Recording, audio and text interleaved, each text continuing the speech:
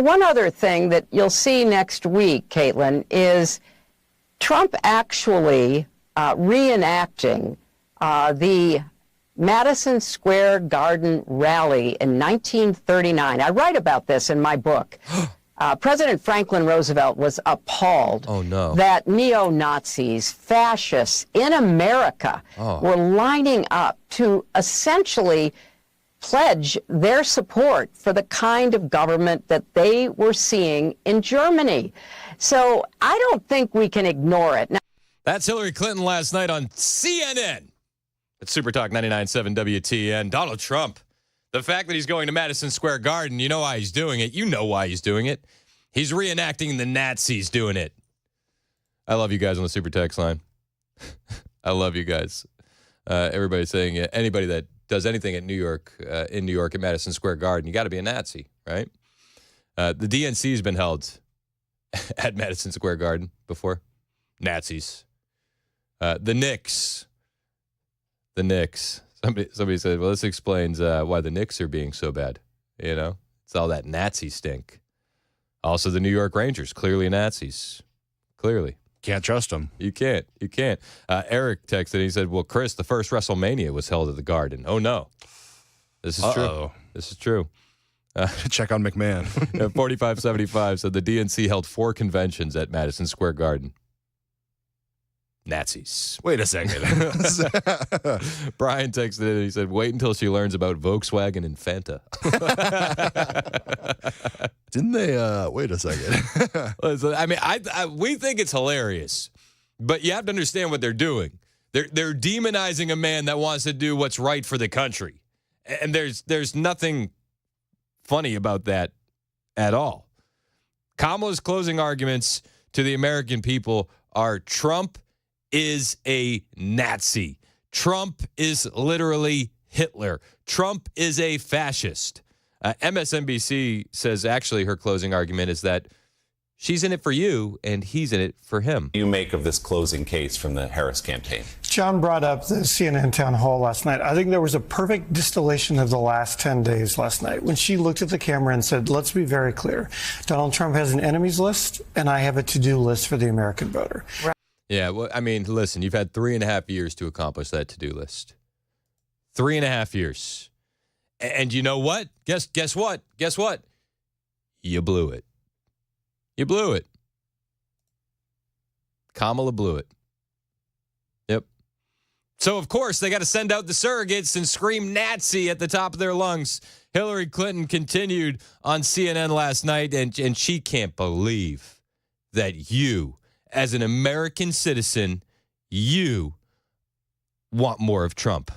how can we be back here even entertaining the idea that someone who frankly makes, Nixon look as a lesser threat because of the kinds of things that Trump is saying and the kind of coziness he exhibits toward people like Putin, how can we even be at a point where Americans could say, I want more of that? It's just truly so distressing to me. Yeah, be distressed. Continue with your distress. I'd also point out that Nixon looks like a Boy Scout compared to Obama. Nixon looks better and better as time goes on. And Obama looks worse and worse. How can we do that? It's so distressing to me. If you're voting for Trump out there, you're voting for a literal Nazi? You fascist? You bigot? I hope you understand that you're distressing Hillary Clinton. And I hope that you repent to the new religion of leftism. You bigot? Listen, she's an unserious person. I don't take any of this serious. There are unhinged lunatics that will. There are. And if Trump is literally Hitler and his supporters are quite literally supporting a fascist, you know what she's doing. She's putting a green light for lunatics to target you and lunatics to target the president. Her husband, though, he's actually being a little bit more reasonable. He was in Arizona yesterday campaigning, and he essentially rang the alarm on Kamala Harris and her campaign. 5% of the people think he can do no wrong, and they don't care if we save our democracy or not. So there is a sliver there that has to make up their mind. And to them, Kamala Harris just showed up. I mean, she was there as vice president, and what they think of her largely depends on what they think of President Biden. But she is extremely vulnerable, more vulnerable than she deserves to be. Did you catch that at the end? There's a sliver of truth there. Kamala Harris is extremely vulnerable. She is extremely vulnerable. Now, again, I made the point a minute ago. In 2016, when Hillary lost, they said that the campaign should have listened to Bill a little bit more. They should have. They should have listened to Bill a little bit more. Maybe they could have won had they listened to Bill, and I think the same thing could be true today. Maybe we should be listening to Bill a little bit more. He said Kamala's very vulnerable. This comes, 10 days after he was in Georgia saying if they had properly vetted the illegal aliens at the border, Lake and Riley would still be alive. The audio is not working on that one. That's the clip that's weird because it's only on one channel and it doesn't play over that. It's the one they want taken out. They don't want anybody listening to it. They don't want anybody hearing that because Bill Clinton said something very, very true. Yeah, he said if they had all been properly vetted, that wouldn't have happened. Maybe we should be listening to Bill a little bit more. With maybe just one ear, not both. Not to be outdone, and I want you to go to my Twitter page so you can get the visual of this. Not to be outdone, Joe Biden had something to say yesterday as well. And he starts what looks like, I don't know, quite a few yards away from the reporters, and they're yelling for him to come over, and so he starts running. And he's running to the reporters right now. So go to my Twitter, @ChrisAndOnAir, so you can see this run. He runs to the reporters because he's got something to say. And this is a big deal. I'm heading to do something that should have been done a long time ago.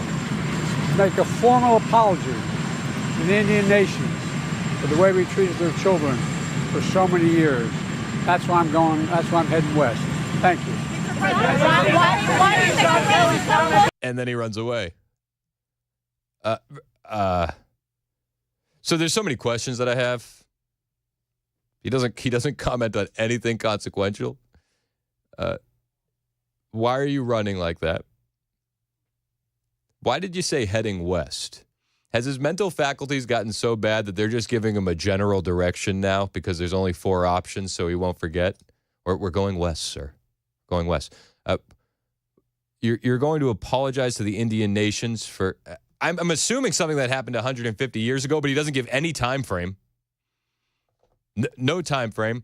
And this is the priority now when under his watch and Kamala Harris's watch, we have a disastrous southern border. We have disastrous foreign policy.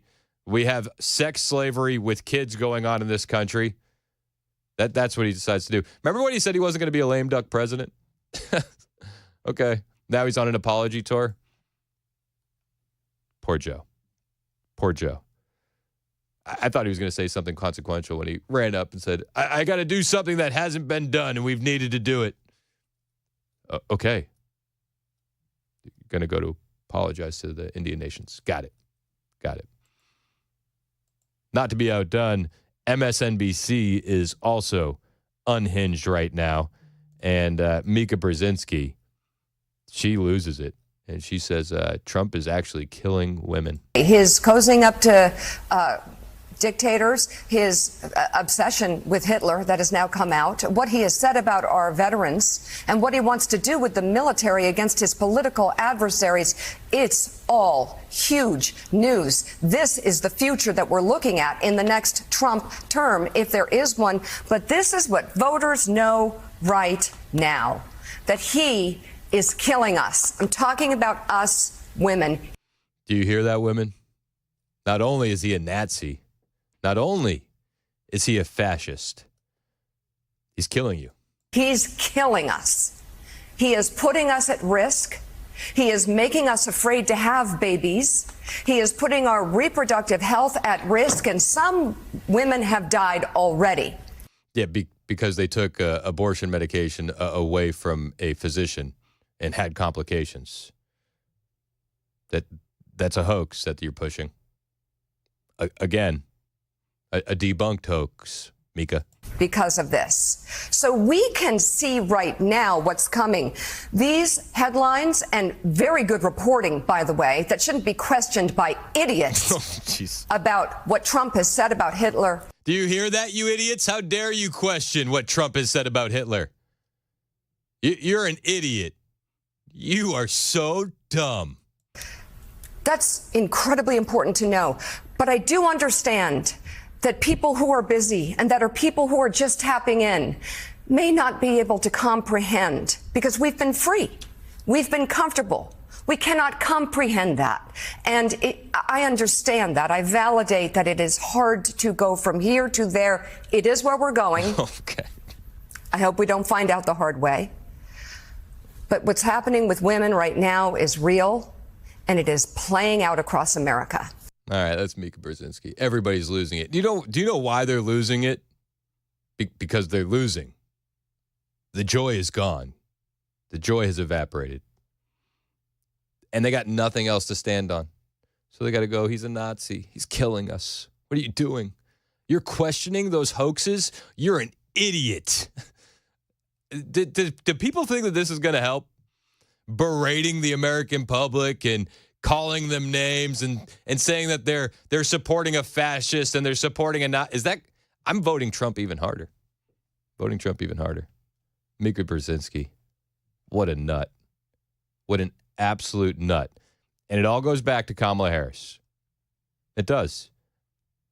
It goes back to Kamala Harris. It goes back to her on the campaign trail saying that Trump is going to use the military against his own citizens. That's what they're saying. You know, it's funny, though, because Robert F. Kennedy really shut down that entire argument just a couple nights ago in Georgia, using the military against your own citizens. It's weird because that's kind of something that the Democrats are doing.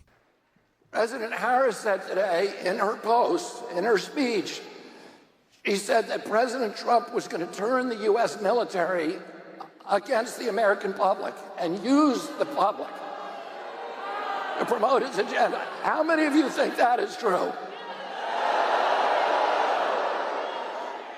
Well, what's interesting to me is that the Biden-Harris administration has done something 2 weeks ago that has never been done in American history, which is to send exactly lethal force, to send a directive to the Pentagon, changing the law to make it legal for the U.S. military to use lethal force against American citizens on American soil.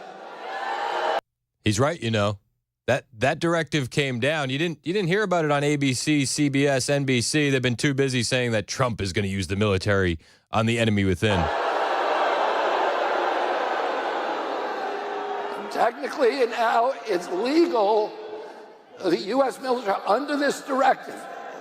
It will become legal for the U.S. military to shoot and kill Americans who engage in political protests because they disagree with policies in the White House. I'm not making this up. Any of you can look it up. This is a Democratic initiative. This did not come during the Trump administration. This did not come from Donald Trump. It came from the Democratic Party. And that's why I left the Democratic Party.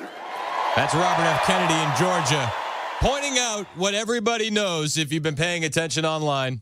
If you've been paying attention to stations like WTN, it's always projection from the left, right? Always. We got more on the way. A lot more. You know, while the left is pushing this message of division and hate, JD Vance did a town hall last night. And you know what he said? Don't throw away your relationships over politics. Crazy, right? The party of peace conservatives. I'll play you the clip from JD on the way. A lot more to get to on Super Talk 99.7 WTN. It is 9:52. My name is Chris Hand. If you're not sure what to do with your investments, you got to talk to a pro. You know who I talk to? It's Paul Winkler and his team over at Paul Winkler, Inc. Now, they do pay me to do the endorsements, but they don't pay me to be a client. I'm a client because I trust these guys. They all came from the side of the industry where they're really trying to make money off the clients. Paul and his team, they don't work on commission.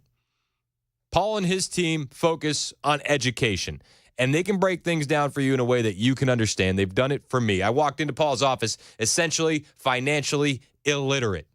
Nowadays, well, I still don't really know what's going on, but I have a guy that I can text and ask questions, and that's Paul Winkler and his team. Their main focus is education, and they've really helped me a lot. They've helped my family a lot, and they can do the exact same thing for you. What you need to do is call Paul and his team today and set up a free consultation. You can do that right on his website. Set up a 15-minute phone call. Go to paulwinkler.com. They're going to look at your whole financial picture and then help you make some decisions. That's paulwinkler.com.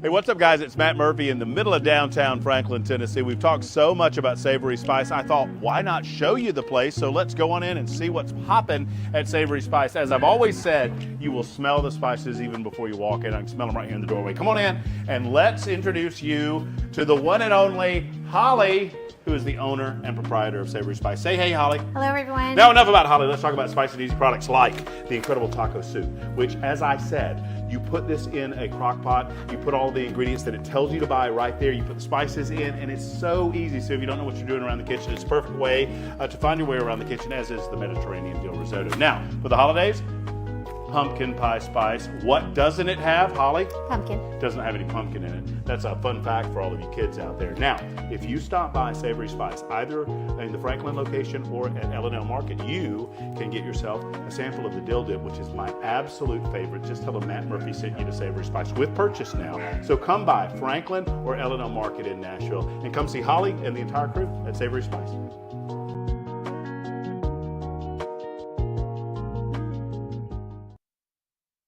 Did you know you're overpaying for your health and wellness products?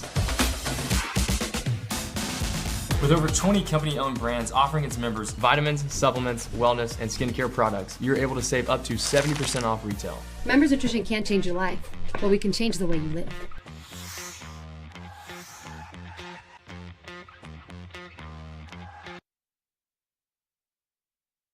Won't you take me back to Tennessee? I'm going to give it away. We're going to do TikTok today. Oh, TikTok or talk? Talk. Okay. TALK. Spring is here. Today we're going to talk about ticks. Bugs are coming out. Unfortunately, ticks are coming out. People are going to be out in the woods. First, the types of ticks. American dog tick, the black-legged deer tick, the Lone Star tick. We've got a Gulf Coast tick. Got a new one coming in, the longhorn tick. These are the ones we need to watch out for. 75% of vector transmitted diseases now are from ticks. Rocky Mountain spotted fever, rickelosis, tularemia, Lyme disease, almost flu-like. You're going to run a fever. You may or may not get a rash in the saliva. They secrete the cement to glue themselves in. Oh, wow. Yeah, that's great. So you need to get some tweezers, get down on that capitulum and grab it and pull the tick off. Do not grab the body. A lot of people think ticks drop out of trees. They don't drop out of trees. And they can't jump. And they can't fly. So they're in the leaves, on the plants and things. On the grass, on the leaves of the grass. And they do this number with their front legs. And that's called questing. They are sensing a prey item coming by. They'll take those legs and latch on and then crawl up. And then there you go. You're wow. Battling it.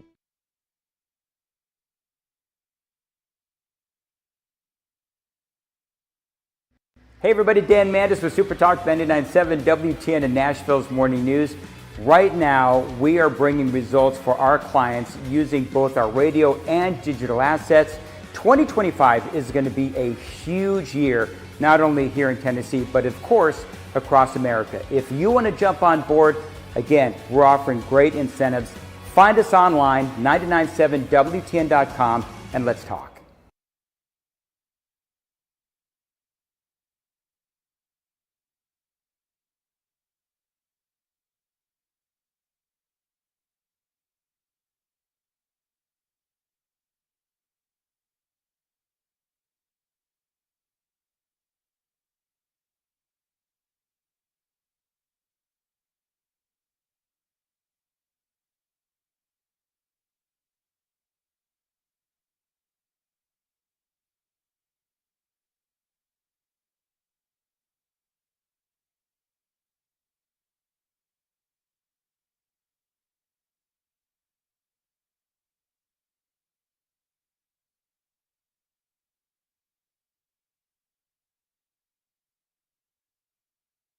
Well, we've got more on that new report from the Wall Street Journal that accuses Elon Musk of having secret ties to Russia. Also, Nashville has a new idea about what to do with the city's homeless population. We've got those stories coming up at 10 o'clock on Super Talk 99.7 WTN. Everyone I don't like is a Russian agent. That's right. Or a Nazi. You know, it's funny. That's what the left says. But in contrast, JD Vance was giving a town hall last night on News Nation with Chris Cuomo, and he said, don't throw away lifelong relationships because somebody votes for the other team. It was actually nice to hear it. This is JD. Biggest threat to democracy is the rising tide of censorship. The idea that we should be trying to silence our fellow Americans rather than persuade them and talk to them. That's always going to lead to people being pissed off because they don't like to be told what to think or what to say. They like to talk to one another. And that's one thing that I'll always commit to. As you know, you're vice president for the next 4 years, I'll always try to talk to people. We'll go out there and we'll do events with people who disagree with us. We'll answer questions from people who don't always see eye to eye. But I think if we set the tone at the top, the leadership of this country is all about communicating with one another. I think that's how we start to heal the divide, but we all have a role in it. And one final point I'll say about this, and, you know, don't get too personal all the time, but, you know, one of the things I've seen, especially from, you know, some of my wife's friends and some of my friends, is that they disagree with us on politics sometimes. They'll get very personal about it. And if you're discarding a lifelong friendship because somebody votes for the other team, then you've made a terrible, terrible mistake and you should do something different.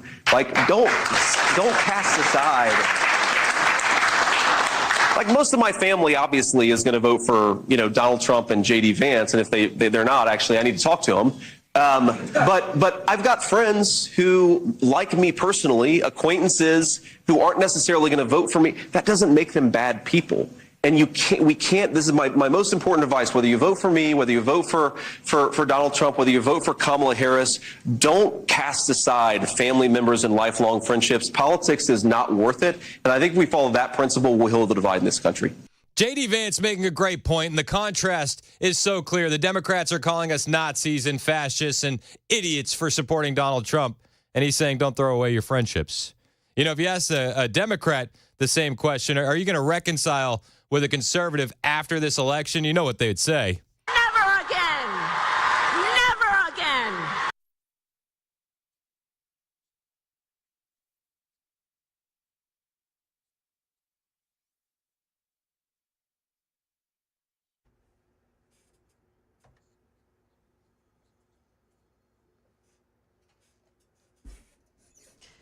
Well, good morning. It's 10 o'clock now, and I'm Joan Jones with your top stories. It's 74 in the sunshine. We're getting up to 87 this afternoon.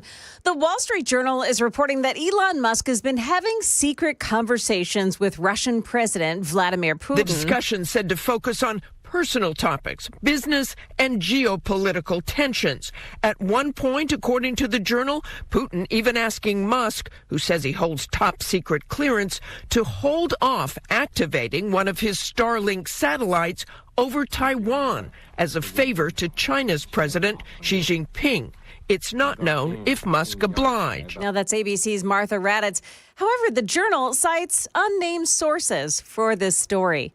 Musk has not responded yet, but in the past, he has said that such stories are absurd and that his companies have done more to undermine Russia than anything.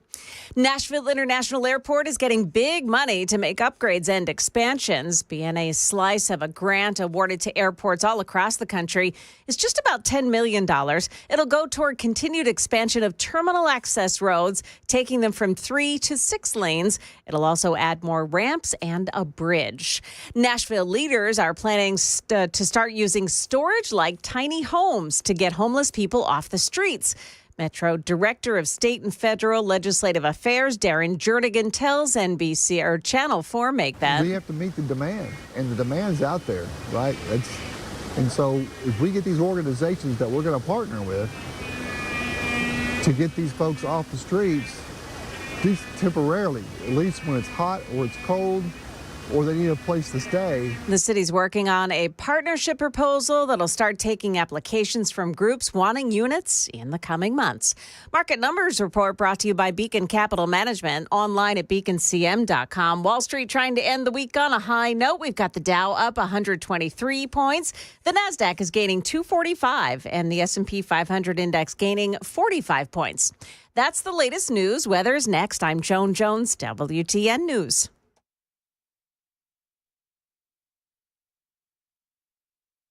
The guaranteed offer is the easiest way to sell your home. It's really simple. We bring you an all-cash offer. You close in as little as 21 days. No home inspections, no lock boxes, no open houses. Go to markspain.com to get a guaranteed offer and start packing.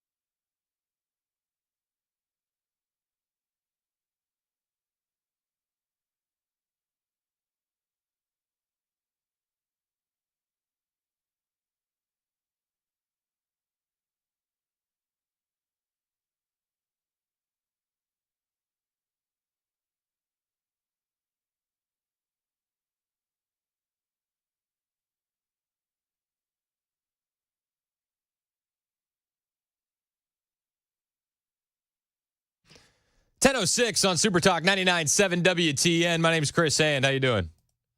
We got a lot to get to today. 10:35, Susan Crabtree is going to be joining the show.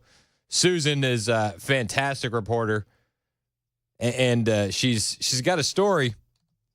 She's got a story she's going to fill us in on. Did a Secret Service agent show up to work wearing Crocs? That's what I'm hearing. That's what I'm hearing. Wearing Crocs. Hey, as long as he's got them in sport mode, we're good. Oh, jeez. Do you do Crocs? No. Okay, good. No. I would have judged you. I understand. I would have judged you. But Susan Crabtree from Real Clear Politics, she's a national political correspondent. She's got tons of sources inside the Secret Service. 10:35, she's going to join us and provide a security update for Donald J. Trump. What are we looking at in these last, how many days we got? 11 days? till the election. Is he going to be okay? I'm honestly wondering. Because it does seem like the Democrats and the political elite are putting a green light on going after Trump and going after Trump supporters. Like, we can joke about it, and we're going to laugh at the accusations, but the implications from the accusations are very real and actually crazy. If you support a fascist who's literally Hitler, they're essentially green-lighting violence on Trump and his supporters. That's not a crazy take. It's not. And that's what they're leaning into right now. That's what they're leaning into. And after a disastrous town hall on CNN of all places, that's what they have to lean into. So did you see Trump yesterday in Nevada? Bill Melugin was doing a quick little interview with him. And Melugin brought up the town hall. And he said, did you hear VP Harris saying that she believes Biden and her did the right thing when it comes to their handling of the southern border? And this is one of those that, again, I think you should go to my Twitter account at Chris Hand on Air and watch Trump's facial expressions, because Bill Melugin describes it as bewilderment, but it's like shock and awe when he hears this. She said during that town hall she believes they've handled the border correctly. CNN pressed her on it. Would you have done anything different? Do you regret anything? And she said, quote, I think we did the right thing. Wait a minute, that she's handled it correctly? Correct. She said that? She said that. She said, quote, I think we did the right thing. Trump's face during that, he looks to his left, he looks to his right, and he's just like, his jaw drops. He's like, she said that? She said that? Handled the border correctly. CNN pressed her on it. Would you have done anything different? Do you regret anything? And she said, quote, I think we did the right thing. Wait a minute, that she's handled it correctly? Correct. She said that? You rarely see Trump stunned. Rarely. This is the closest I've seen Trump to looking stunned in my entire life. I don't think he was as surprised when he got shot in the ear as he was in this moment when Bill Melugin tells Trump that Kamala Harris said she did the right thing on the border. She said that? She said that. She said, quote, I think we did the right thing. We allowed 21 million people in. We allowed 13,099 murderers. We allowed mental institutions from all over the world. If she said that, look, she's a grossly incompetent person. And if she said that, they had the worst border in history. If you want to see the facial expression of Donald Trump, it's worthy of a spot in a museum. It's on my Twitter account at Chris Hand on Air.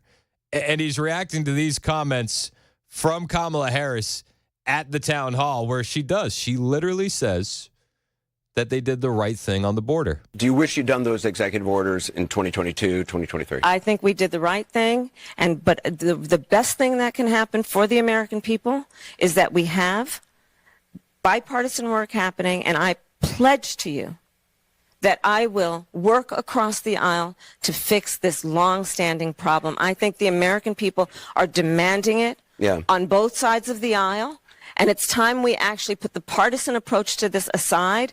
We know what can work. Then if you know what can work, why haven't you done it? Kamala Harris making promises of what she's going to do that she didn't do while saying Trump will do things that he didn't do. Isn't that insane? Kamala Harris, we did the right thing. We did the right thing.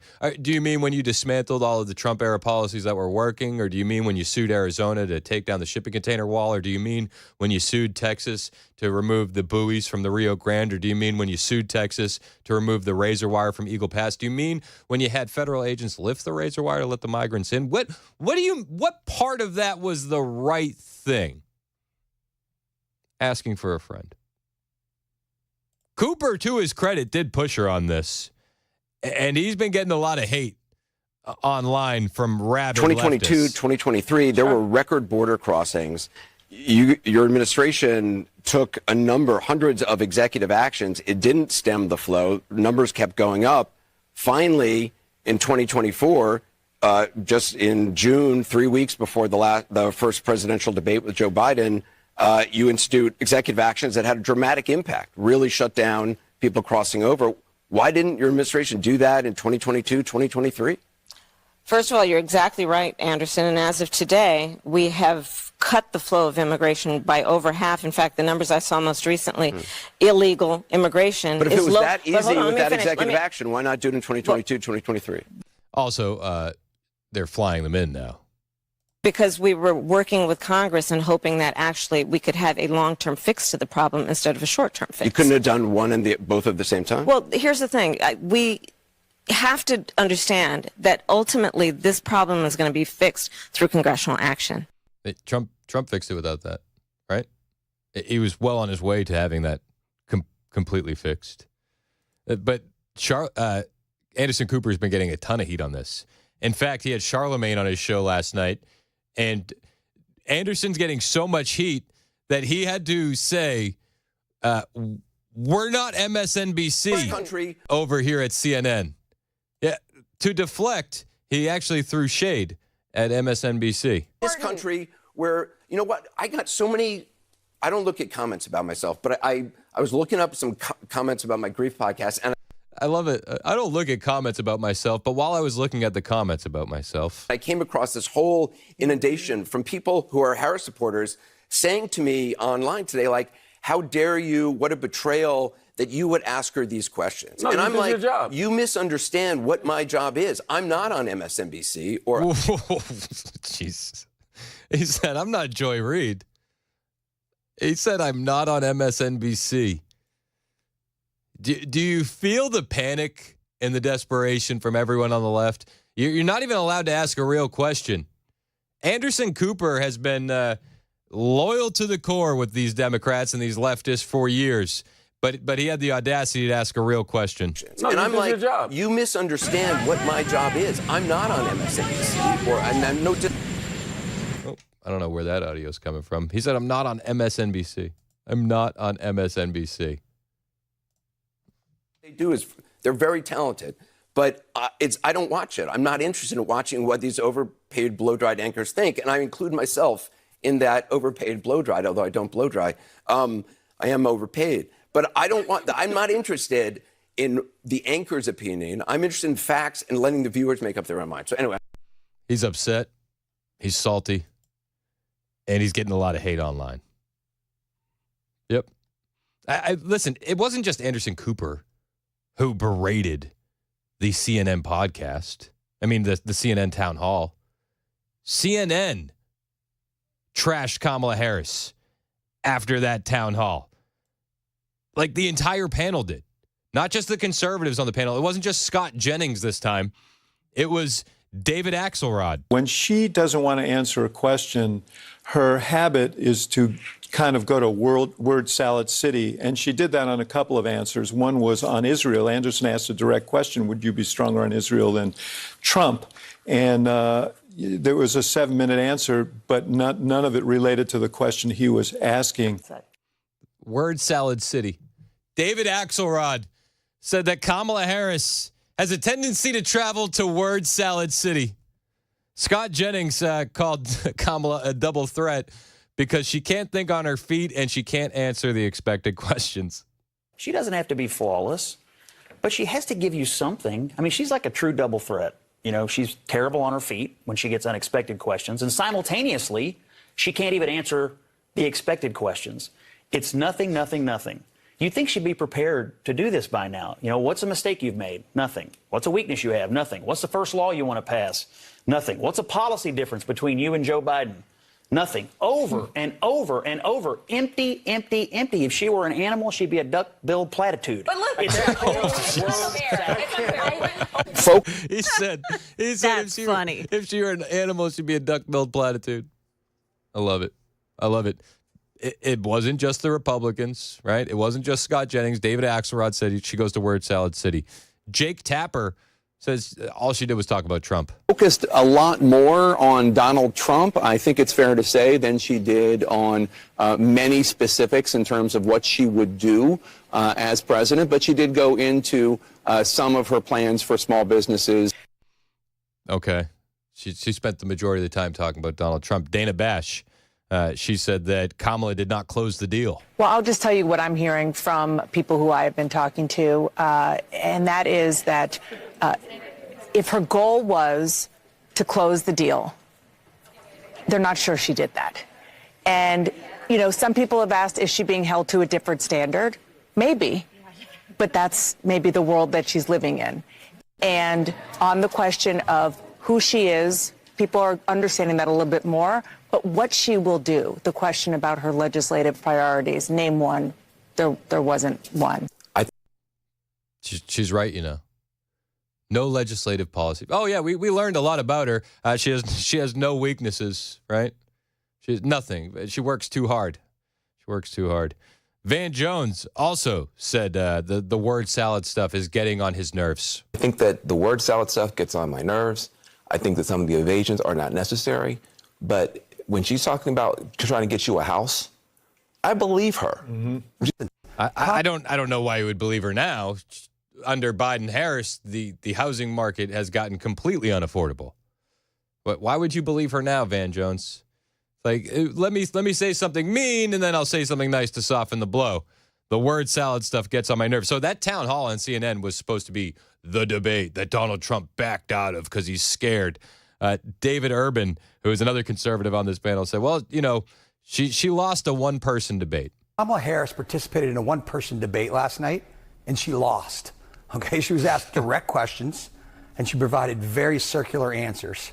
My colleagues Van Jones and David Axelrod and others noted that, you know, she provided word salad answers. And, you know, Anderson would ask her specifically direct questions, and she didn't provide an answer to them. When asked, Anderson asked the best question all night. Why didn't you do this 4 years ago? Why haven't you been doing this?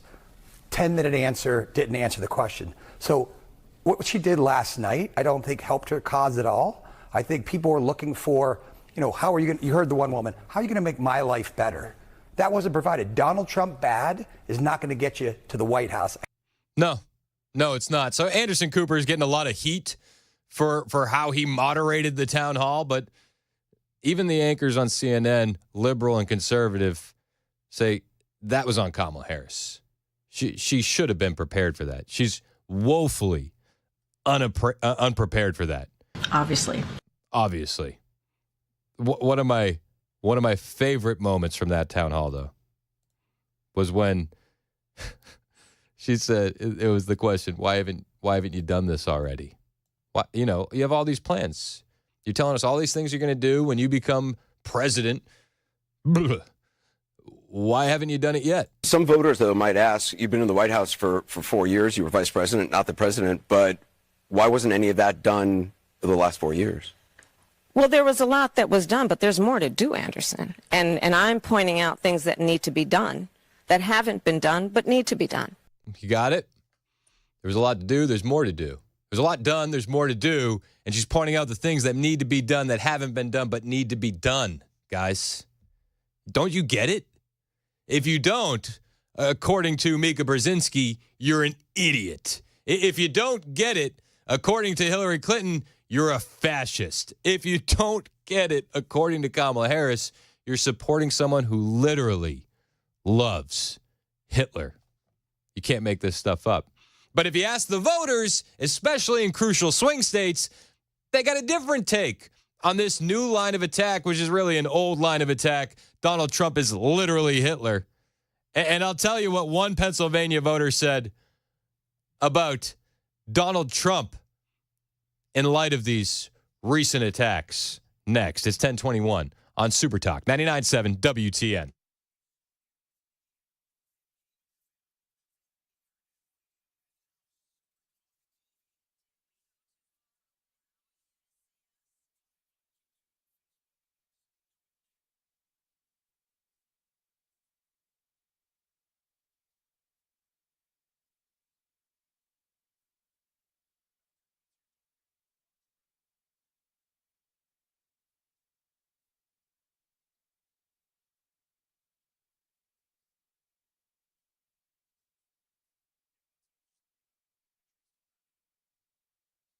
Did you know you're overpaying for your health and wellness products? With over 20 company-owned brands offering its members vitamins, supplements, wellness, and skincare products, you're able to save up to 70% off retail. Members Nutrition can't change your life, but we can change the way you live.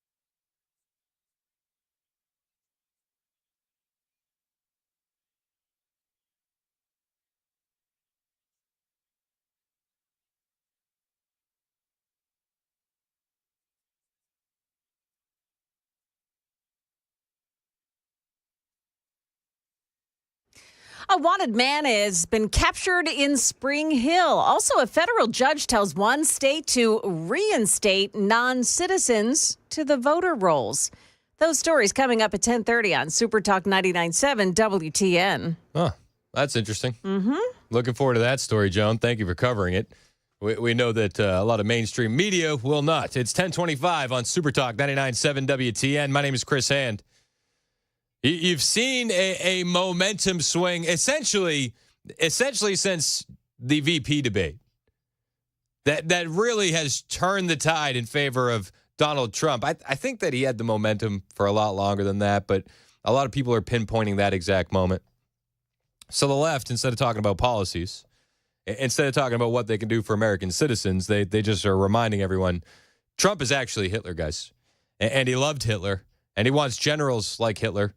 And he's also a fascist and a dictator and also, orange man bat, right?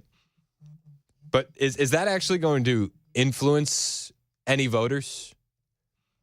Because that's the key, especially those undecided or those voters that are going to be sitting at home, especially in those crucial swing states. Is this going to change anybody's mind? Well, I got a clip for you. There was a Pennsylvania undecided voter focus group. And one voter let everybody know what he thought about these Trump-Hitler comparisons. I can't.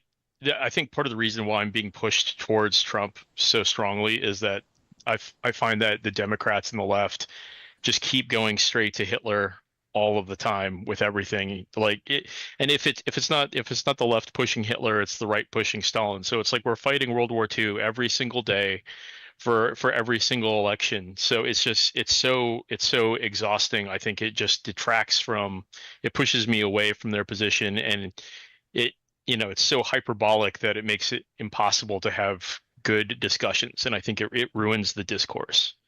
Does anybody think it's valuable or something you want to hear from the vice president? Anybody? Raise your hand if you think this is something that's important for her to be talking about. Anybody? That's Mark Halperin hosting that focus group of undecided Pennsylvania voters. And he asked the question, does anybody think that this focus on Trump as Hitler is worth it? Is it worth talking about? Every single undecided voter on this panel shook their head no. No. It is not. It's not real life. These stories are fake. And that one voter said it's pushing me towards Trump. All right, well, let the Democrats keep saying it. Please keep going. Keep going. We need that. Because that's all they have. And it's fun to watch, but there is some seriousness to it. If you're saying he's Hitler and you're saying he's going to be a dictator, you are giving a green light to lunatics. You are. And if you believe that the assassins, plural, were both lone wolf, unhinged lunatics, well, then you would have to assume that it's the rhetoric that inspired them to try and carry out the assassination, if you believe that they were lone wolf lunatics. There's a lot of discussion about whether or not they were lone wolf lunatics. And people are riled up. Crazy people do crazy things. We have 11 days till this election. And I couldn't be more confident that we would win and more nervous for Donald Trump's safety at the exact same time. We can joke and we can have fun with this stuff, and I tend to lean that way a lot. But there is some seriousness here. We can't have anything happening to Donald Trump before this election or after he wins the election. We need security around him to be as tight as it can possibly be. And we're supposed to trust the Secret Service. The Secret Service who didn't have the perimeter of that Florida golf course secured. The Secret Service who didn't have the rooftop of the American Glass building in Butler, Pennsylvania secured. The Secret Service who an agent left her post to breastfeed her 2-year-old. minutes before Donald Trump arrived to a campaign event? That's Secret Service. Is the Secret Service doing what they need to do to protect Donald Trump? This is a big question. And there's a rumor going around, and I'm going to ask Susan Crabtree about it, that one Secret Service agent recently showed up to work in Crocs. Now, this wasn't for Donald Trump. This is actually for Kamala Harris. But we need to protect her, too. We do. We can't have something happening to a presidential candidate in this country. Is the security where it needs to be? Is President Trump safe today? Is he safer today than he was in July in Butler, Pennsylvania? These are questions I'm going to ask Susan Crabtree, Real Clear Politics, political analyst. She's got tons of sources in the Secret Service. She's going to join us next, and I'm going to ask her, give me the breakdown on Donald Trump's safety 11 days before the election. We'll talk to her next on Super Talk 99.7 WTN.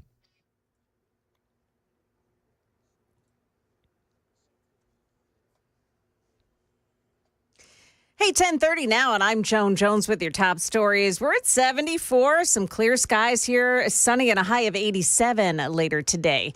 Spring Hill police have taken a wanted man into custody early this morning. They had been searching for 23-year-old Solon Harless, who was wanted for violating an order of protection secured by a former girlfriend. Police took him into custody without incident near Evans Park this morning. Police say Harless led them to a wooded area where he had a hidden .45 caliber gun. In Virginia, a federal judge has ordered that state to reinstate 1,500 people who self-identify as non-citizens to the Commonwealth's voter rolls. Virginia election officials say they were removed in a process that follows the National Voter Registration Act, but the Justice Department sued Virginia and Governor Glenn Youngkin, saying those actions came too close to Election Day. Many Americans are voting out of fear, hoping to prevent the victory of the candidate they don't want to see in the White House. A new ABC News poll looks at how many would view it as a crisis if their preferred candidate loses. The ABC News Ipsos poll shows 68% of those who don't support Donald Trump believe it would be a crisis if he wins, while 64% of those who don't support Kamala Harris say the same about her. While nearly two-thirds of those polled do not doubt the outcome of the 2020 election, a third maintains Joe Biden did not legitimately win. It's a percentage that has held relatively steady in our polling since the immediate aftermath of the January 6th riot. ABC News national correspondent Stephen Portnoy there. Market Numbers Report brought to you by Beacon Capital Management, online at beaconcm.com. Well, the Dow Jones Industrials have turned negative. They're down 5 points now. The NASDAQ is up 237. S&P 500 index gaining 36. That's the latest news. Stick around for weather. Next, I'm Joan Jones, WTN News. Thank you, Joan. It's 10:32 on Super Talk 99.7 WTN. You hear us talking about our friends at the Glock store. They're your party experts. Whether you want to throw a birthday party, a retirement celebration, or even just some corporate team building, you should do it at the Glock store because they'll hook you up. They got a great party package, and they can tailor it to your exact needs. And since they're so good at parties, we decided to invite them to our event on Election Day. Yeah, Glock Store is going to be there at the James E. Ward Agricultural and Community Center at the Wilson County Fairgrounds. While we're there live watching the election results roll in the Glock Store, they're bringing the prizes for you to win. Third place, the third prize is going to be one of their tactical rehydration mugs. This mug is nuts. It's got an authentic M16 carry handle with standard Picatinny rail mounts. The base doubles as a glass breaker, which is just, the mug is unreal. You can check it out at theglockstore.com. They're also going to be giving out 3-session range cards for second prize. And on the grand prize, well, they're giving away a Trump Take America Back Glock 19. This thing is gorgeous, and it's been laser engraved with the likeness of Donald J. Trump, an American flag, and it is the prettiest Glock I have ever seen. If you want to win these prizes, all you got to do is show up to our party on election night at the Wilson County Fairgrounds, stop by the Glock Store table, and sign up. Also, if you need to train with your firearm, you need to get a firearm, you need to do it at the Glock Store, online at glockstore.com. Minutes from the airport, worth the drive from anywhere.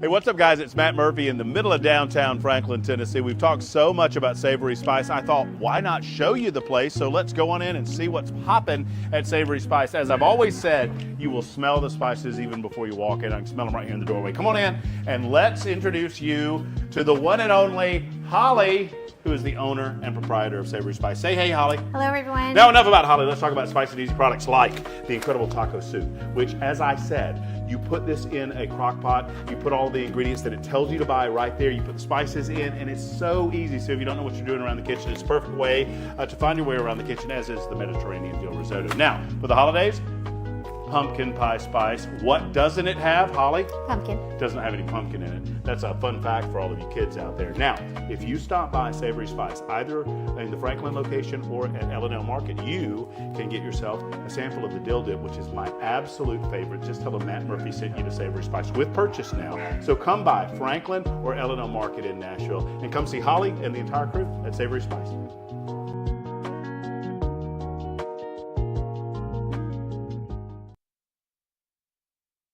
Hey, what's up? It's Chris Hand from 99.7 WTN. If you're thinking about advertising this year in 2025 and beyond, you have to combine the power of radio with the power of digital. We do it here flawlessly, and our sales team can hook you up with a package tailored to your exact needs. So if you want to advertise, advertise with me. Advertise with 99.7 WTN. Go to the website for more info, 997wtn.com/epic.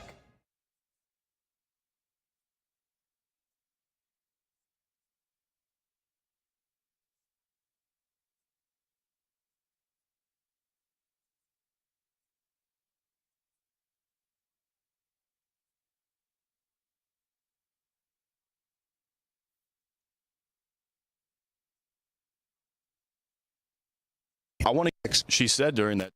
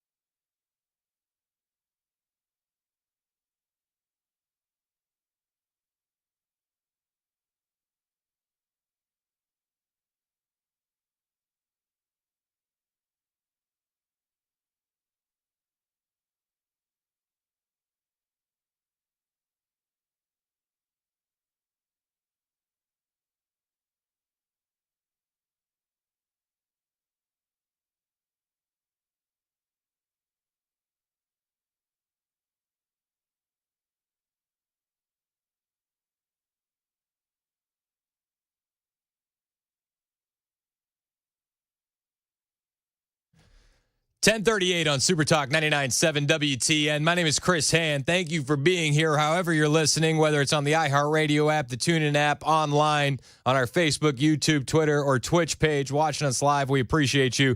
You know, with 11 days to go and the left resorting to calling Donald Trump literally Hitler, part of me laughs at it. And then the other part of me wonders about his security and safety concerns. And as I'm scrolling through Twitter last night, I stumble across a tweet from Susan Crabtree that showed a Secret Service agent apparently showing up to work in Crocs. And I thought to myself, well, that doesn't look right. And I immediately texted Susan and said, I got to get you on the show for a security update. So joining us on the line now, Susan Crabtree, Real Clear Politics, national political analyst. Susan, were they tactical Crocs? Sometimes you get information and it kind of stuns you, but this is just people were saying that they were called in the in the industry, among law enforcement types, they're known as prison sandals. Yeah, that's what they look like shower shoes. You can't fight without your shower shoes on in prison. Right. And I think the reason why this leaked out and the timing of it it's crucial. The Secret Service agents are being forced to work with Homeland Security investigations agents that aren't trained the way they are, and this has been going on for years that they've had to, but it's not to the same level. As you know, at the July 13th Butler rally, where Trump was nearly assassinated, they had a large number of these Homeland Security investigations agents that way outnumbered the Secret Service in terms of what's known as post-standing, and that is the most basic role of a Secret Service agent. When you're a young Secret Service agent, you are assigned to secure a certain area, but you're not just post-standing. You do, if there's imminent danger, you're supposed to run towards the danger. So I'm not sure how they can run towards the danger in these types of, plastic sandals or Crocs, whatever you want to call them. So that's the reason why it's leaking is people are upset that they're being stretched so thin right now, and they're being supplemented by people who aren't trained properly in Secret Service techniques. Yeah, it's actually shocking. And if I recall correctly, this was an agent that was showing up to protect Kamala Harris too. Yes, that's right. It was in Detroit last week, and I actually got the image from several different sources. So it was going viral within the Secret Service. That's insane. And listen, we want her to be safe as well. I don't want anything to happen to any presidential candidate. Do you think where we stand right now, with the left lobbying attacks against President Trump, he's a fascist, he's a dictator, he loves Hitler, is he safer today than he was on July 12th? I am told that, certainly he has more assets. They have given him everything but the military assets in terms of the plane that the President, Air Force One, uses, and it has military assets too that can be used to deflect incoming missiles. So they have given him the counter-assault teams. They have given him counter-surveillance units. But as we know from the incident at the golf course in Florida, they were not using those on these so-called OTR, off-the-record movements that are supposedly, more, fly by the seat of your pants that happened that day, so they can't plan for them separate from rallies. I do believe Trump is better protected now, but I do think the threats have increased. The morale is absolutely terrible right now. The Secret Service, I'm told that it has not improved under Acting Director Ron Rowe, even though just this week he issued another email to all personnel saying he's thanking them for being stretched thin and thanking for their sacrifices this campaign season, but also unveiling a lot of new divisions, a few new jobs. And people said, this is sort of like reshuffling the deck on the Titanic. I mean, this is bureaucratic reshuffling. This is not true leadership, because just the week before, they made these Secret Service agents go to Germany with President Biden, and there's a lot of resentment over that trip because they had already been there. They came all the way back because it got canceled. The first longer trip got canceled because of Hurricane Milton. Then they came back to Washington and other places, and D.C., and then they were told within 24 hours to go back for an overnight visit, and they pushed them. It was so planned so hastily, they pushed them into housing with embassy families because they didn't have any hotels within a 2-hour radius that they could stay at. Wait. So they had to knock on doors and ask families to take in the Secret Service agents? Yes, the supervisors did, and there's a lot of complaints about it. Believe me, because I heard about it. And they didn't even have toilet papers in some cases. They didn't have their own shampoo. And the Secret Service, I had the email where they said, you need to go fend for yourself, please. Go buy some on the side. In the middle of, this very harried 24-hour trip. They had originally planned it for a more secure location at the military base in Ramstein in Germany, but they moved it to Berlin, and so they had to have whole new security plans. So they said that Ron Rowe, the acting Secret Service director, appointed after the previous Secret Service resigned in a cloud, he should have stood up to Biden and said, "We need to do better planning for this. Can we please have this next week?" Yeah. We can't have this. It's, to be quite honest, Biden is the lamest of lame ducks, right? Yeah. He was over there to try to get more money for Ukraine, and to build support with the German chancellor and all of they call it the Quad, the European Quad leaders in Europe.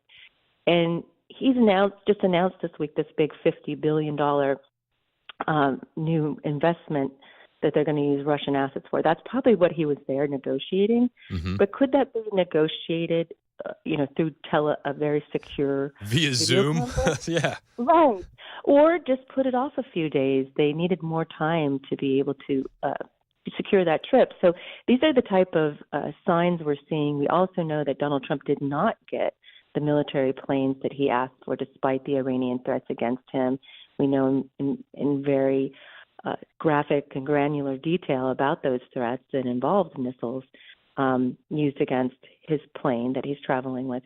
So there are Air Force One planes that have all the capabilities. There are extra ones at an Air Force base in Nebraska. I'm not disclosing anything that's classified. You can look them up on the internet. They don't look like Air Force One. They don't have the painting of the light blue and that we know, the iconic version, but they're white and they're just sitting over there ready. They could be used, from what I'm told by Secret Service sources, for Donald Trump, but they are not providing that plane. I haven't been given a good reason why not. That's insane. You think you would want to protect the guy that very well could be the next president of the United States. And to the point on running these guys ragged, I do some work with Turning Point, and we have staff all over the country right now. And I said to one of the supervisors that I speak with, I'm like, guys, we're gonna burn these people out, but they're not doing anything as serious as protecting the life of the president or vice president or Republican nominee. Is there a fear that these guys are going to be too tired here in the next week or so that it's going to make it a little bit more dangerous than it needs to be? I would think yes. I'm hearing just complaint after complaint, but they also don't like to complain. So if you're hearing these complaints, that means that, it's a very serious situation. They call it redlining in the Secret Service, and Ron Rowe said, we can't redline, and they're supplementing with these Homeland Security investigations agents and also with the military. That happened at the UN General Assembly because they were short more than 600 agents to be able to provide security for all the diplomats coming in. And I know Donald Trump was saying, you're providing security for the Iranian foreign minister or vice president, yep, and you're not providing me with the military assets I've asked for, including the plane a few weeks ago. But they are supplementing with military officers that also aren't trained, and that's going to continue, Ronald Rose said, until the inauguration.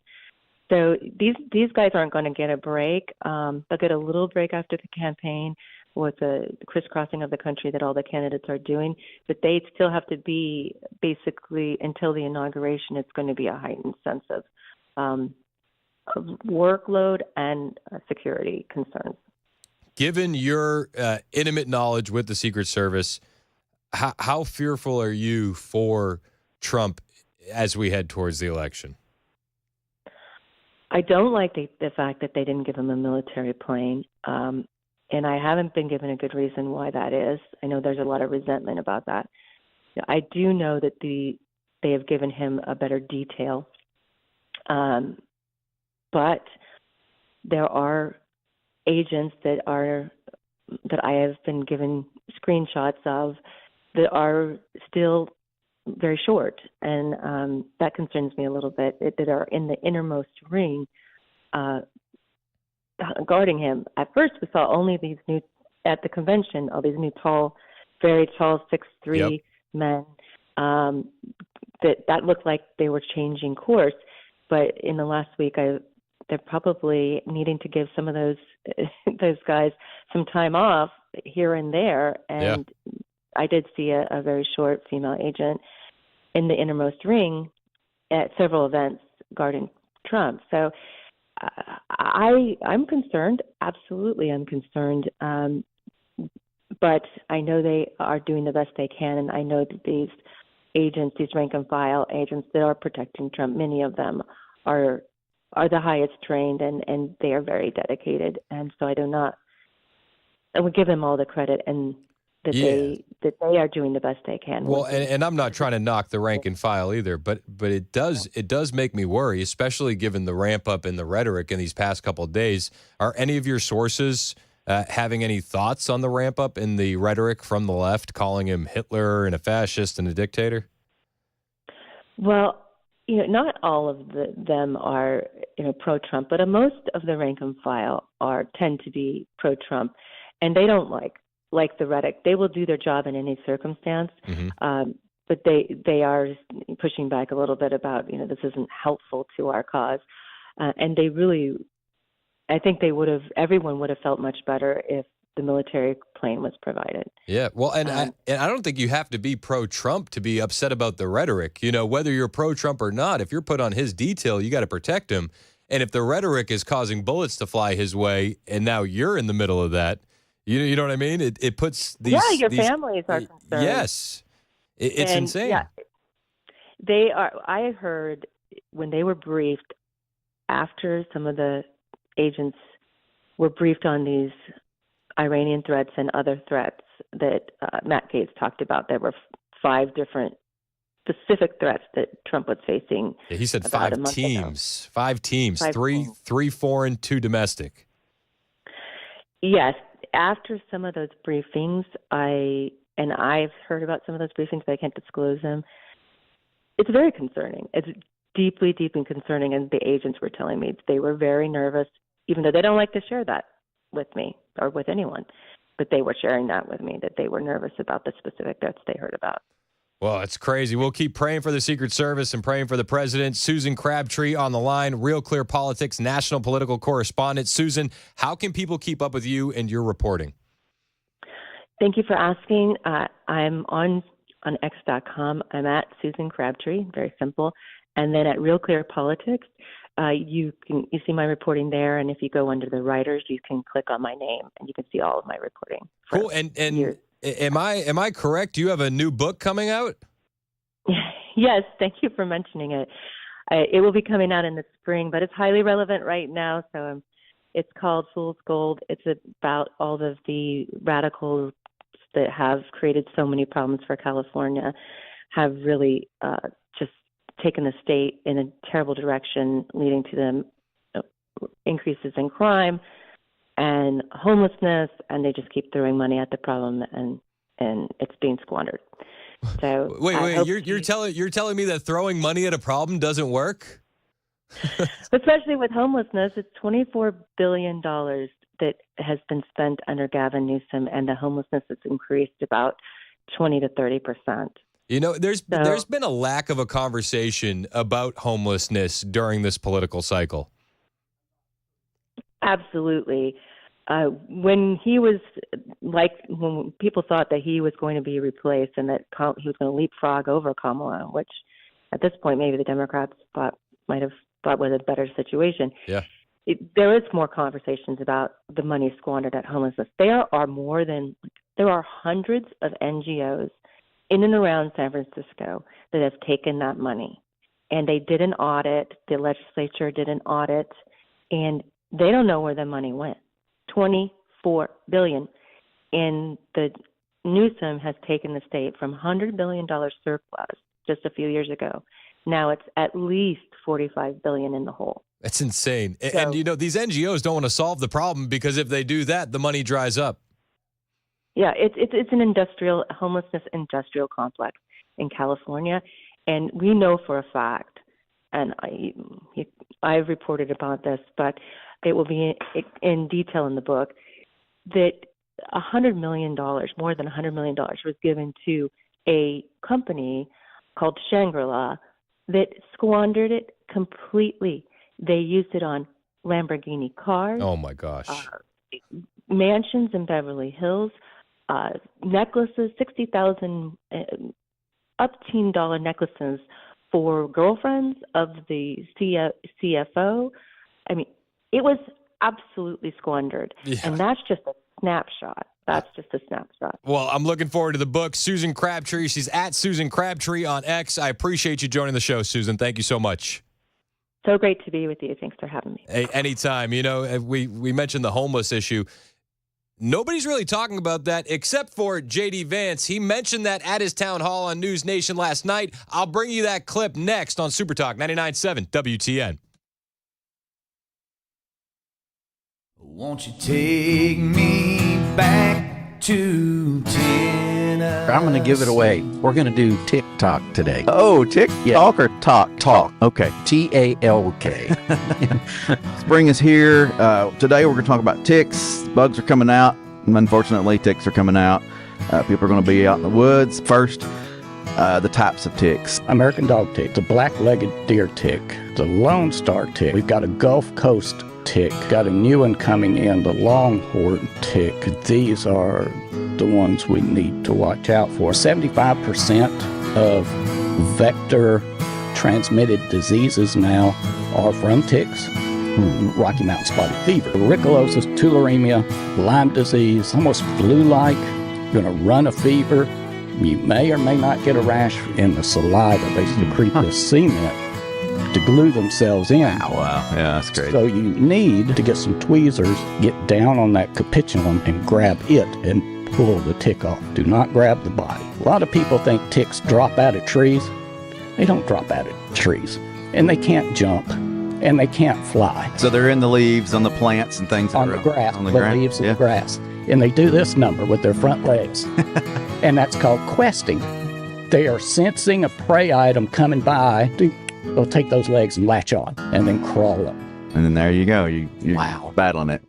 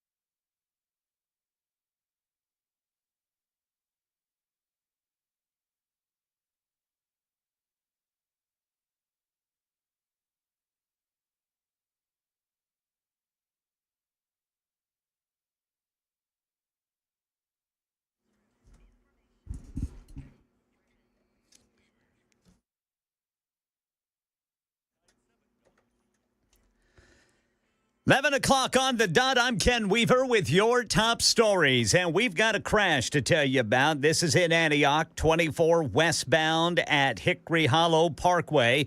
You got the right shoulder blocked. Full forecast coming up in 5 minutes.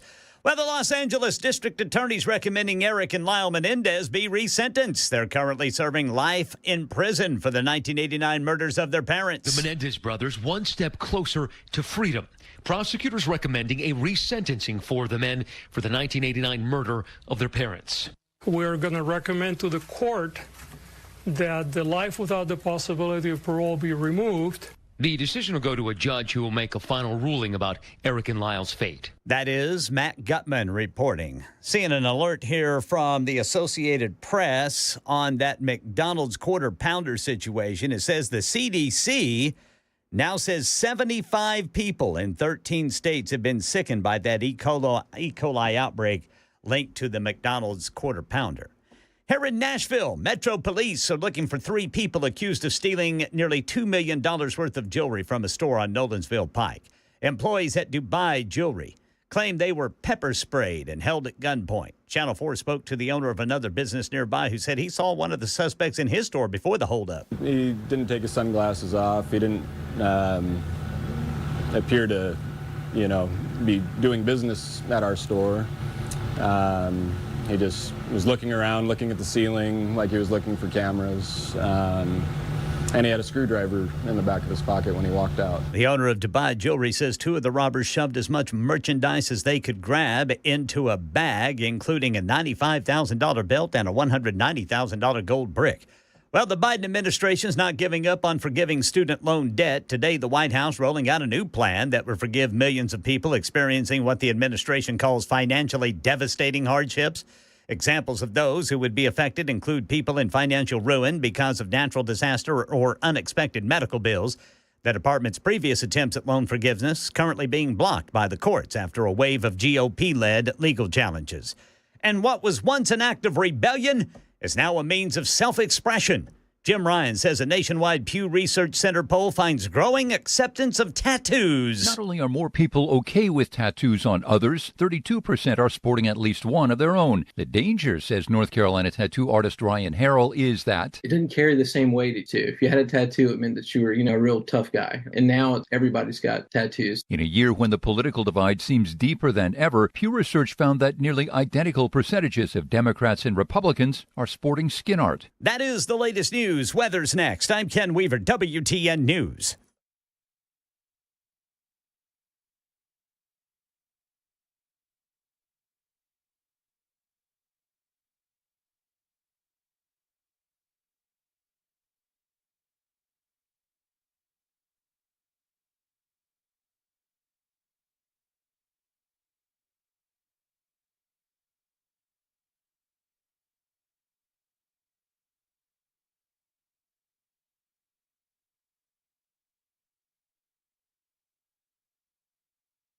The guaranteed offer is the easiest way to sell your home. It's really simple. We bring you an all-cash offer. You close in as little as 21 days. No home inspections, no lock boxes, no open houses. Go to markspain.com to get a guaranteed offer and start packing.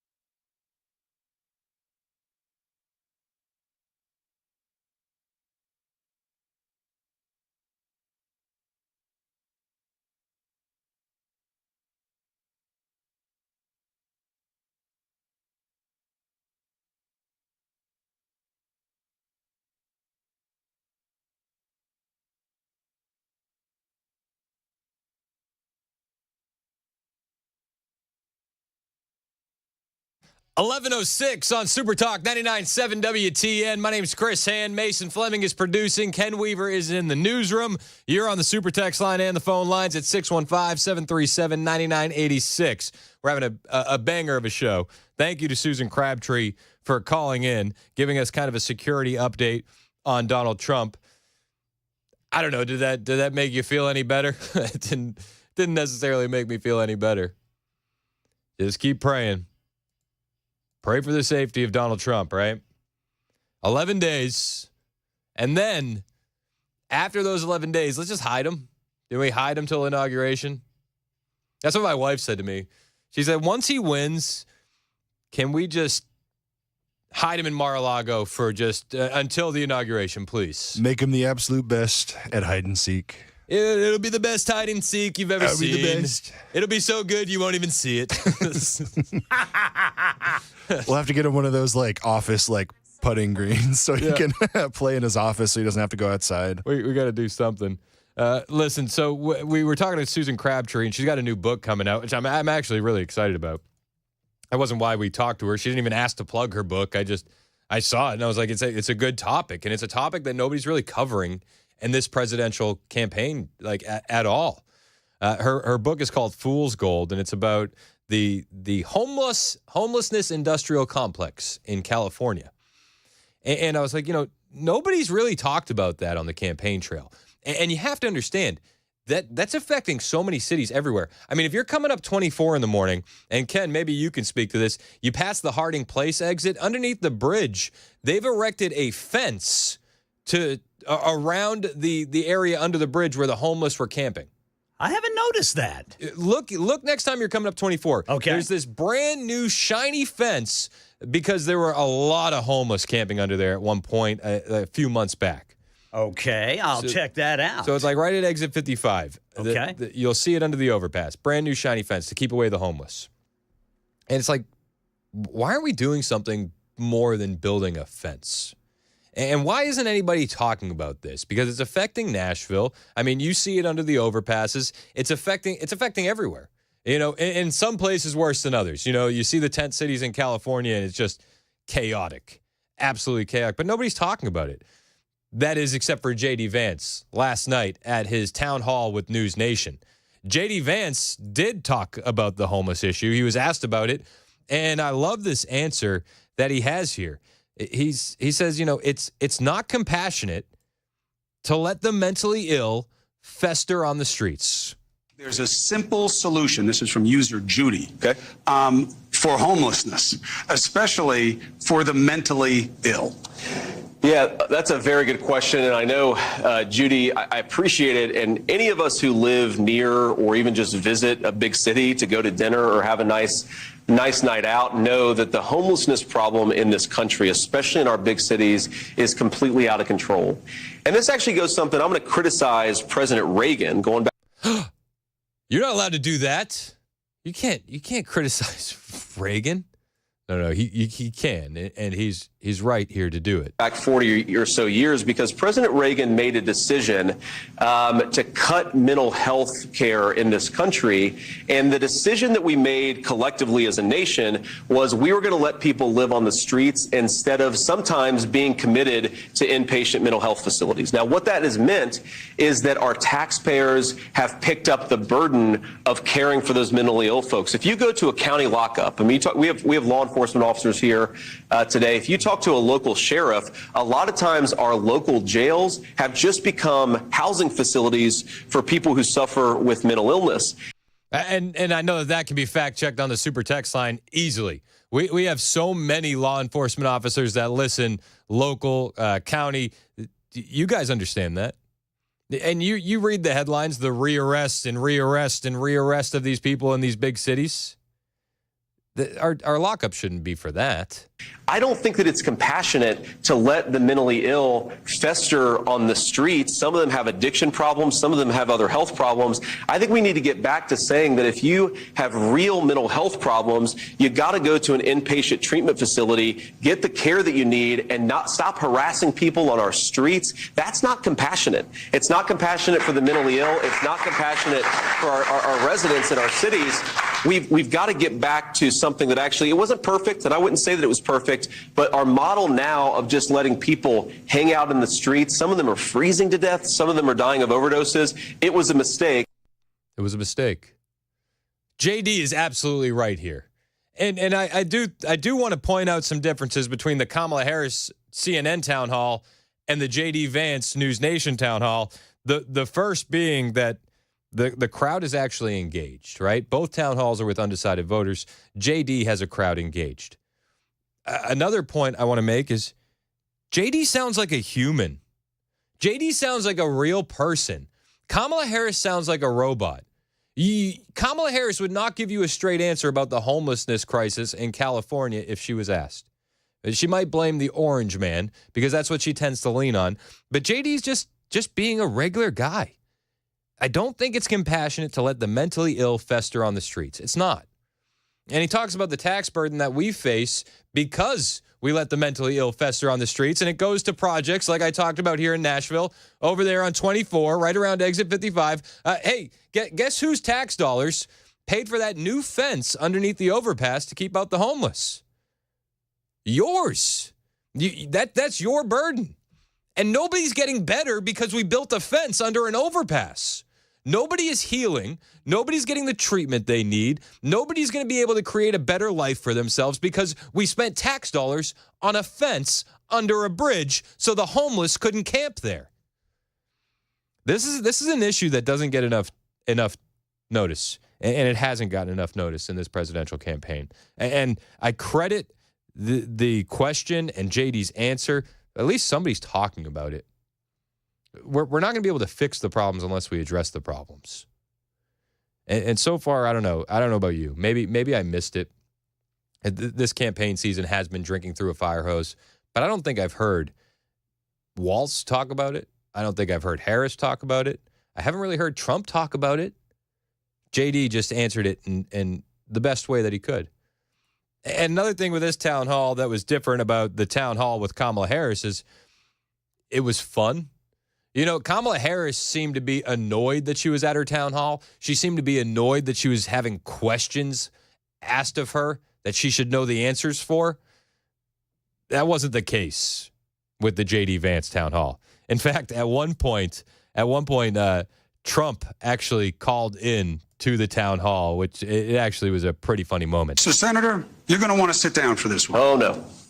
Not unlike Beetlejuice. If you invoke the former president's names too many times in a row, he's going to want to weigh in on what is being said about him. And we have a call right now from former President Donald John Trump. He wants to weigh in. Mr. President, I know there's a little bit of a delay. Can you hear us? And what is your question for the senator? Well, I can hear you, Chris, and I do have a question, and I think it'll be quite an interesting one. The answer should be easy. How brilliant is Donald J. Trump?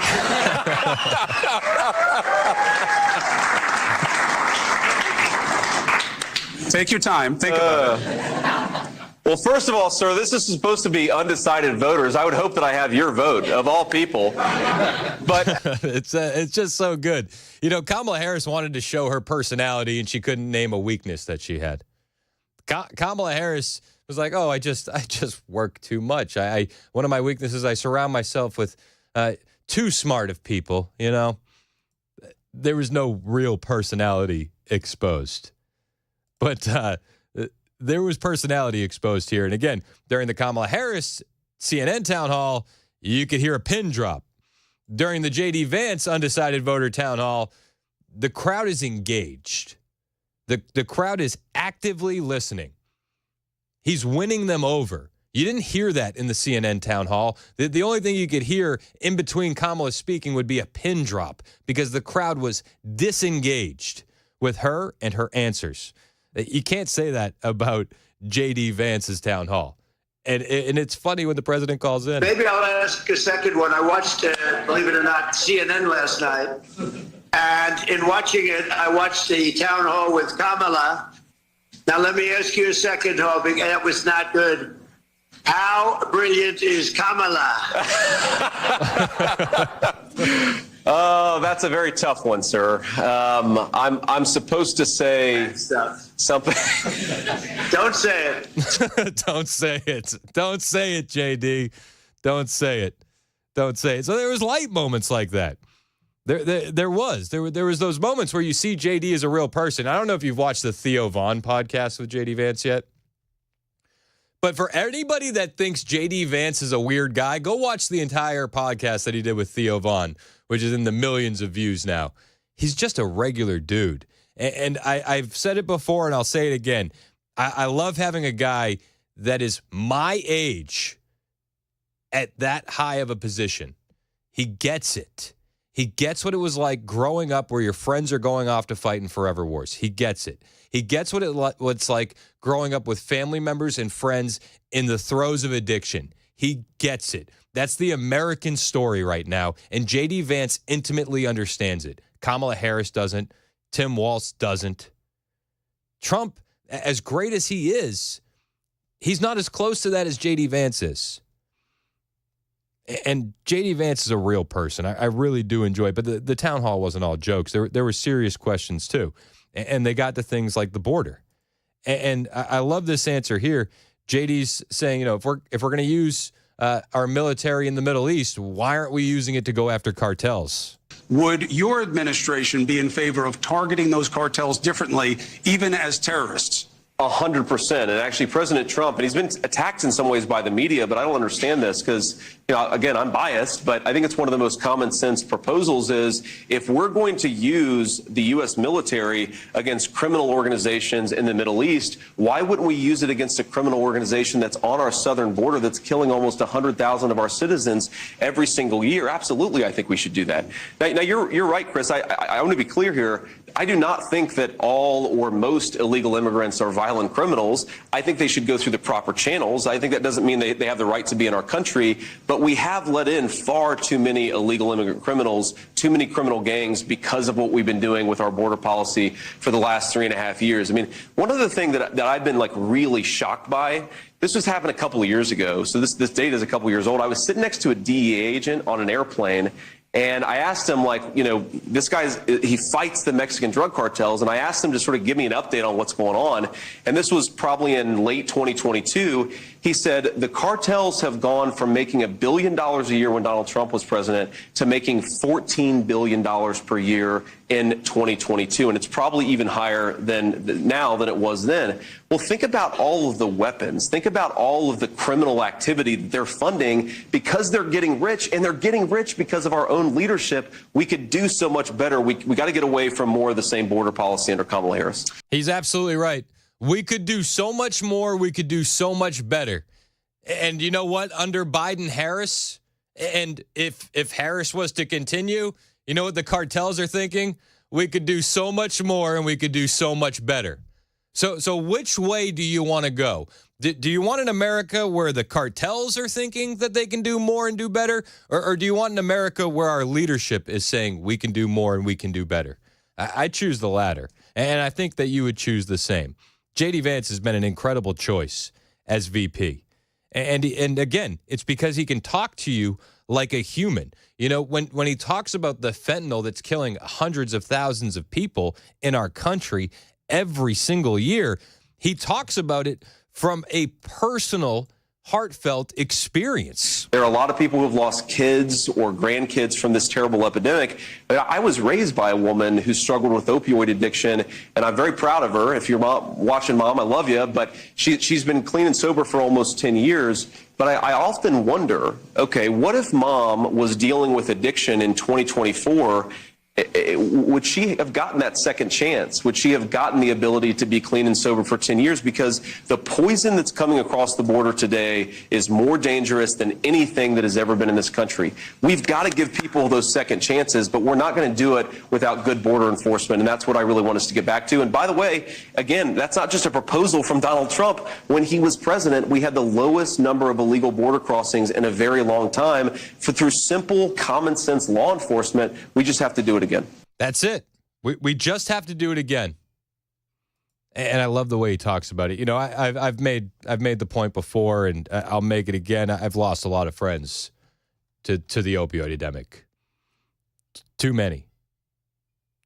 And I miss them.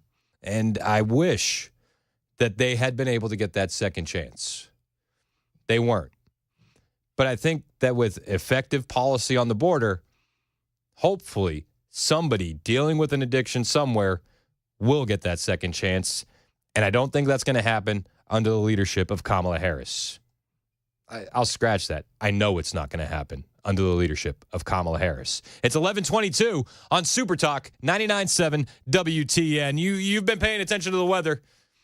I have. I turned my heat on a couple days ago to get the chill out of the air, and then I had to turn my AC on just another day ago because it got too hot up there. Your system doesn't know what you're doing, and if you haven't got it serviced the best way, the Busy Bee way, you are waiting for a problem to pop up. Don't do that. Keep your unit in tip-top shape, tippy-toppy. Get your system maintained the right way, the Busy Bee way. And when you call them, say, listen, I don't want just the maintenance. I want the Beehive Club membership.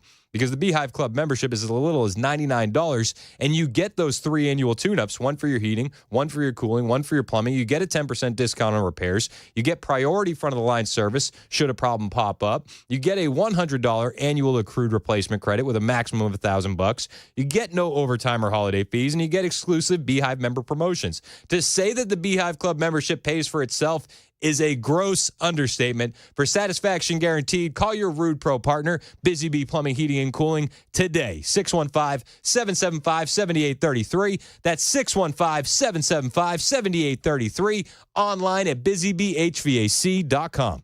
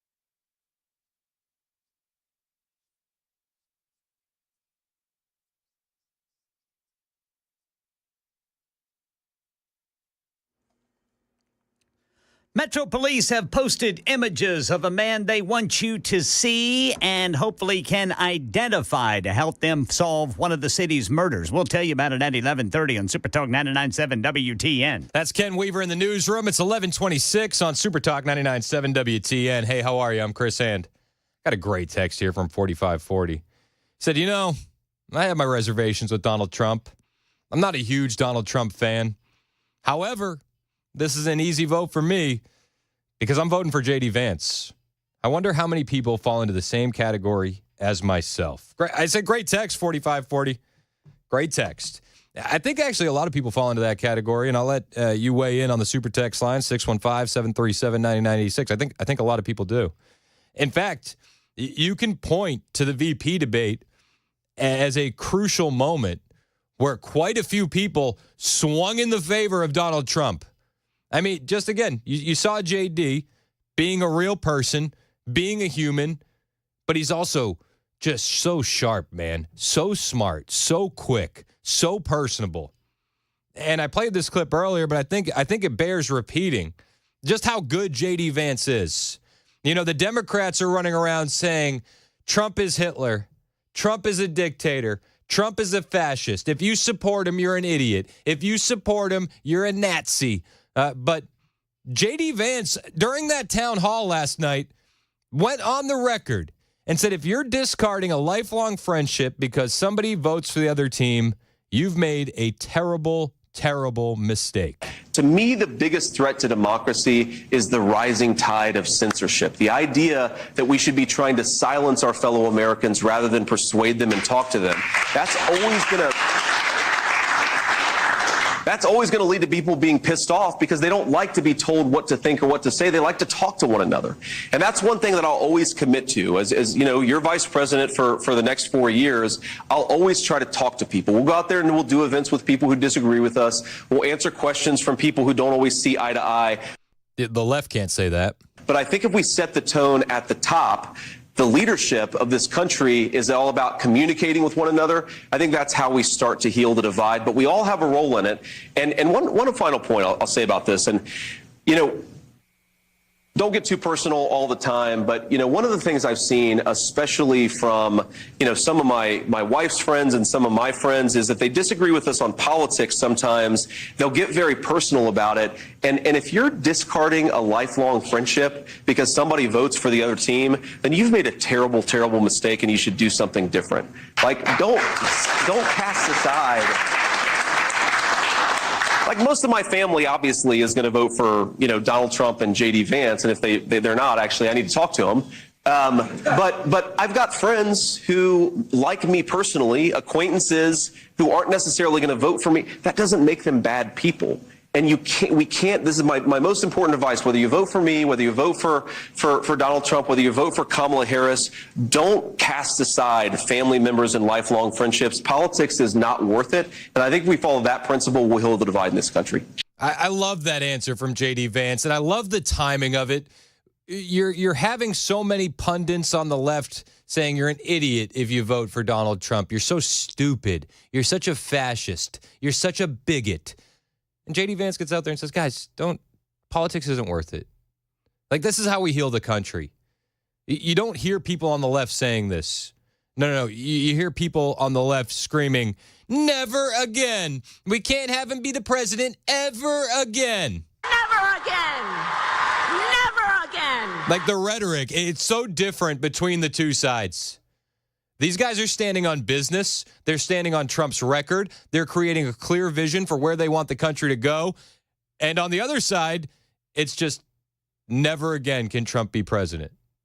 You're an idiot if you support him. He's literally a dictator. He's literally Hitler. The difference is clear as day. And it's even more clear when you compare Donald Trump on the campaign trail to Kamala Harris on the campaign trail. Did you know that she was on the campaign trail last night? Yeah, well, I mean, you might have missed it because I think it was billed as Bruce Springsteen and Barack Obama live with remarks from Kamala Harris. I don't think she was the lead. In fact, people left when she started talking. I'll bring you the highlights, the lowlights, the audio, I guess, from Kamala Harris, Barack Obama, and more when we get back. It's 11:30 on Super Talk 99.7 WTN.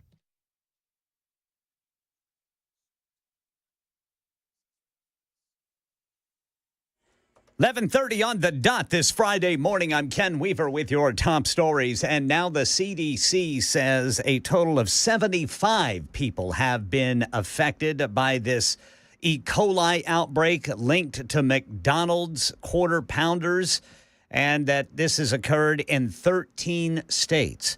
Right now in Nashville, Metro Police posting images of a man they believe is responsible for the attack on a 59-year-old man by the name of James Sutton Monday night. James Sutton found laying in the middle of the road at South 5th and Russell Streets. He later died. He had been shoved to the ground, causing severe injuries to his head and spinal cord. And police think the other man is in the images they've posted, which we've reposted to our social media with the phone numbers police want you to call if you have any information. The Metro Office of Homeless Services is in the process of shutting down an encampment downtown right off the Hermitage Avenue. Here's Channel 4's Jordan James. Since early this morning, crews have been filing into this encampment, and as you can see, that it's full of things like mattresses, clothing, and a bunch of lumber. If you look off in the distance, there's even multiple RVs here along with dogs. They tell us that this is going to be a massive undertaking. At least 2 of the many structures found out there were determined to be in violation of city safety codes for electrical and plumbing issues. The encampment's also in the way of future reconstruction of the Silliman Evans Bridge. Metro Homeless Services says they're in the process of finding housing for these folks in this encampment. They've lived there for years. The Los Angeles District Attorney's recommending that Eric and Lyle Menendez be resentenced. They're currently serving life in prison for the 1989 murders of their parents.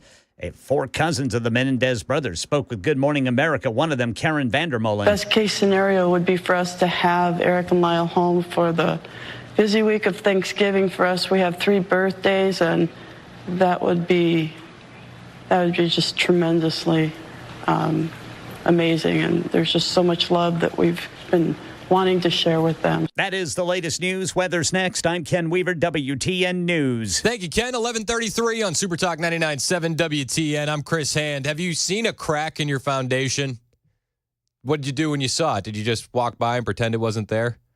I'm not knocking you. I mean, when it comes to these large home repairs, a lot of times, you know it and I know it, we pretend we don't see the warning signs because we don't want to hear what we think we might hear.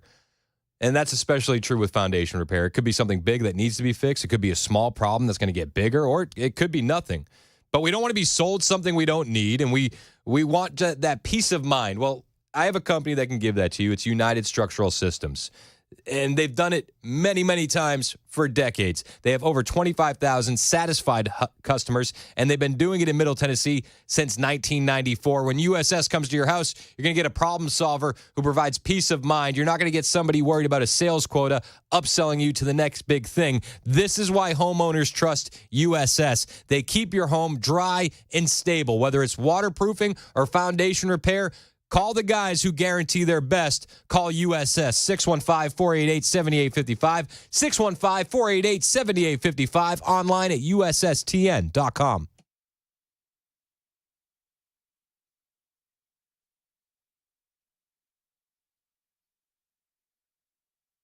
Did you know you're overpaying for your health and wellness products?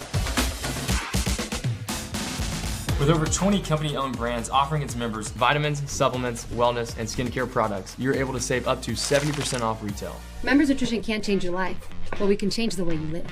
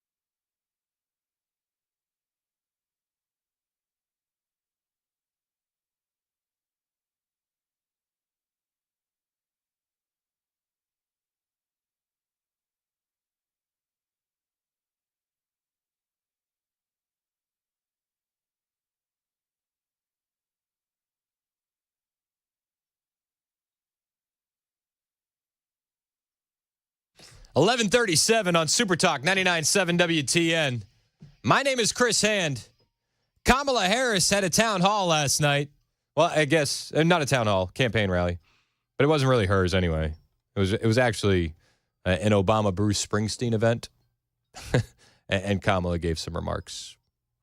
But before we get to Kamala, you want to know how the McDonald's visit is still a home run?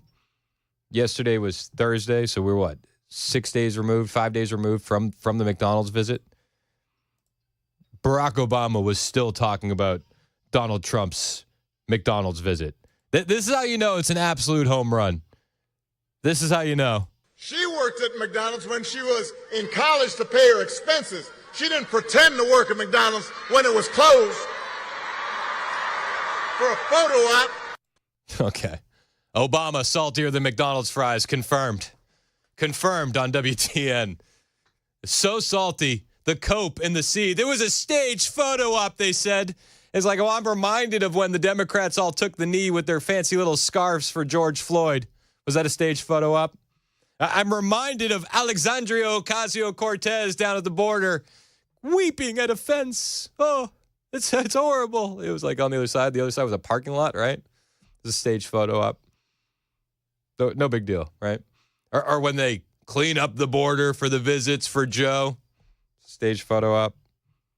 This one's just really under their skin. And you can just tell because Obama, he can't let it go. He can't let it go.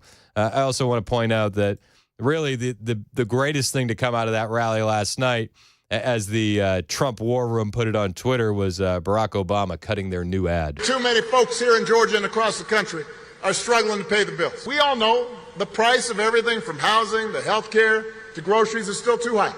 And it hurts. I'm Donald J. Trump, and I approve this message. Yeah, thanks, Barack. Thank you, sir.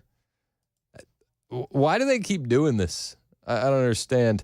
Also, after Obama was done and Bruce Springsteen's done and Kamala starts speaking, there are numerous videos of people walking out of the rally. They're walking out of the rally. And I'm not surprised. I'm not. Who would want to stay?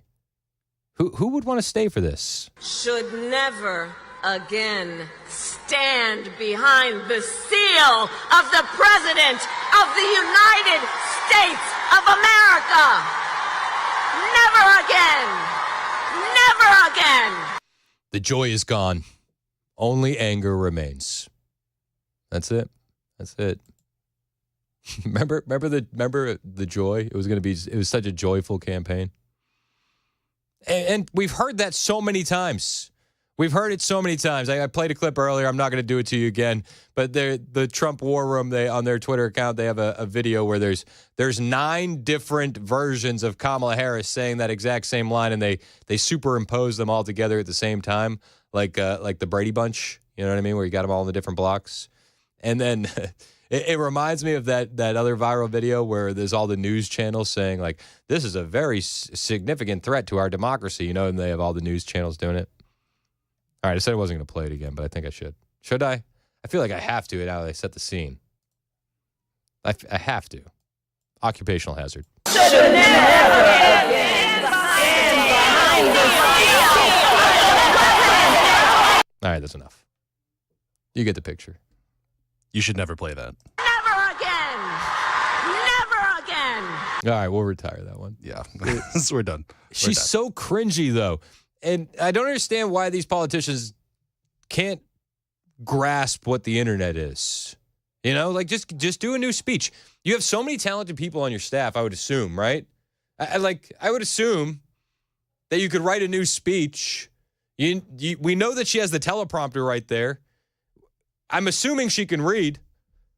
Why wouldn't you just draft a new speech? Give it a tweak. Run it through ChatGPT. Do something. Do something. Say, hey, ChatGPT, I want to do the same speech. I want to hit the same points, but I want it to sound a little bit different. Maybe a little less cringy. You know, you can put all those prompts in there. Make this less cringe. That's what I would do. Actually, if Make this more like Trump. if I was on the Kamala staff, anytime I had a speech, I would just pump it into ChatGPT and I would say, make this less cringe. Can you make this less? Sorry, we don't have enough computing power for that. Update to a stronger processor. Yeah, update to a stronger processor. But it's like we've heard all of these lines over and over and over again. Why can't they change it up? Why can't they change it up a little bit? I mean, we heard this one before. I do believe Donald Trump to be an unserious man. And the consequences of him ever being president again are brutally serious. Brutally serious. Do you know how brutally serious it would be if we had cheap gas, no new wars, a secure southern border? Do you understand the ramifications of what that would be? Well, that would be brutally serious. Brutally serious. I can't take this woman serious. Can you take this woman seriously? I must be. What has the news been calling me lately? I must be one of those misogynists. That must be. Even when she talks, I feel like it's always just a Trump ad. There is a yearning for a president of the United States who will see you, who gets you, and who will fight for you. I'm Donald Trump, and I approve this message, right? Like, come on. Yeah, that's what we've been saying. That's what we've been... Come on. Hasn't she's campaigned for things before, right? I know they handed her this nomination, so she didn't have to really do it this time. I understand Dean Phillips got more votes in the primary than Kamala Harris, but... Jeez. Get it together. Please do better. Somebody switched up the monitors. Yeah, it's like, what are we doing here? And her closing argument to Americans. Her closing, this is the week, guys. She's got to seal the deal. So instead of saying what she wants to do for you, how she wants to help your family and, help the country, help your state, like any of that, it's just like, guys, Hitler, am I right? Trump said, quote, Hitler did some good things. And that Trump wished he had generals like Hitler's who would be loyal to Trump and not to America's Constitution. This is not 2016 and it is not 2020. Including because just a few months ago, the United States Supreme Court told the former president that he is effectively immune no matter what he does in the White House. I love it. She says, this is not 2016 and this is not 2020. Yeah, that's why these attacks aren't working, because you guys have been doing them since 2015. So, I mean, is anybody believing this? Now, I say that and I laugh at these comments, but there are unhinged lunatics out there that will take these comments seriously and will take these comments as what would be a green light to try and assassinate the president. And you can make the argument, if you're in the camp that believes it was a lunatic lone wolf at assassination attempt 1 and a lunatic lone wolf at assassination attempt 2, though questions remain, that rhetoric caused that already. They told us that they were going to tone down the rhetoric. But it seems like the intention of this rhetoric is just that, to make 45 and, Lord willing, 47 even less safe. And that's scary, man. I pray for the president of the United States. I do. And when you hear these messages, he's Hitler, he's this, he's that, it's like, wow, well, the right must be saying something just as crazy. They must be going just as hard. And it's like, no. We just actually want normal things again. That's all we're asking for. Jack Posobiec really nailed it last night at the rally in Nevada. We are going back to an America where a family can take their kids out to the drive-in under the stars and not worry about violent crime and not worry about how much the popcorn is going to cost or worry about the oils that were used to make it or that the movie would teach them to hate their country or hate their people. No more. We are going back to the America that we came from. That sounds like a dictator. What a fascist. What a stupid bigot, says the pundits on the left. We're not asking for the world. We're asking for normalcy. We just want an America that we can raise our kids in. It's not a big ask. Yet we're literally Hitler. We're literally Hitler for wanting that. We're supporting Nazis. Hey, did you hear Donald Trump's going to be at Madison Square Garden? You know who else was at Madison Square Garden one time? Almost 100 years ago, says Hillary Clinton. Nazis. Coincidence? Hey, you know who drank water? Hitler. You know who else drinks water? Donald Trump. Coincidence? Nazis. Everything is Nazis. Nazis and dictators and fascists and bigots and misogynists.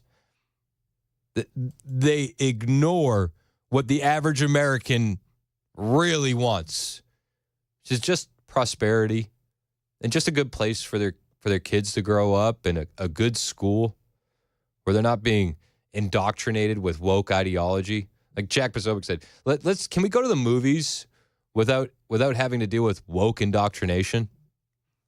No, you can't, you bigot. Shut up. All right, cool. Glad to see you're not unhinged. I mean, honestly. But Donald Trump is a dictator, is he?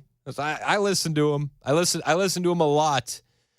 And I just hear normal things. She broke it, and I promise you I will fix it, and we'll fix it fast. And that's what the American people want. With your support on November 5th, America will be bigger, better, bolder, richer, safer, and stronger than ever before. She broke it, and I promise you I will fix it. It's not a big ask. It's not a big ask. But we got a lot of work to do. The energy is on our side. The vibes are on our side. The momentum is on our side. Don't get complacent. Don't. I said it yesterday. I'll say it again. You got at least 10 contacts in your phone that you can make a phone call to. Don't underestimate the power of your social influence. Make those phone calls. We live in Nashville, Tennessee. I understand that there are so many people that live here that have moved from elsewhere. Call people back in your state. Call them. Call them. Make those conversations happen. That's your marching orders. That's your homework for the weekend. It's 11:49 on Super Talk 99.7 WTN. We got a real treat for you in next. Murphy's out. He's not golfing. He's filling in for Brian Wilson on the drive. I just want to make that clear. But Chad Benson is going to be stepping in to fill in with Murphy, and we're going to check in with him, learn a little bit about Chad next. It's 11:50 on Super Talk 99.7 WTN. Won't you take me back to Tennessee? I'm going to give it away. We're going to do TikTok today. Oh, TikTok or talk? Talk. Okay. TALK. Spring is here. Today we're going to talk about ticks. Bugs are coming out. Unfortunately, ticks are coming out. People are going to be out in the woods. First, the types of ticks. American dog tick, the black-legged deer tick, the Lone Star tick. We've got a Gulf Coast tick. Got a new one coming in, the longhorn tick. These are the ones we need to watch out for. 75% of vector transmitted diseases now are from ticks. Rocky Mountain spotted fever, Rickelosis, tularemia, Lyme disease, almost flu-like. You're going to run a fever. You may or may not get a rash in the saliva. They secrete the cement to glue themselves in. Oh, wow. Yeah, that's great. So you need to get some tweezers, get down on that capitulum and grab it and pull the tick off. Do not grab the body. A lot of people think ticks drop out of trees. They don't drop out of trees. And they can't jump. And they can't fly. So they're in the leaves, on the plants and things. On the grass. On the leaves of the grass. And they do this number with their front legs. And that's called questing. They are sensing a prey item coming by. They'll take those legs and latch on and then crawl up. And then there you go. You're battling it.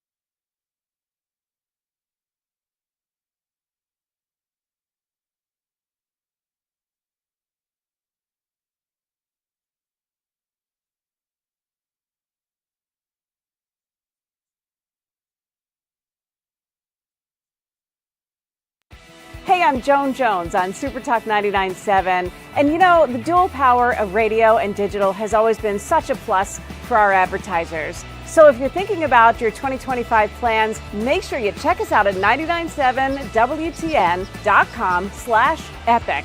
Go there now.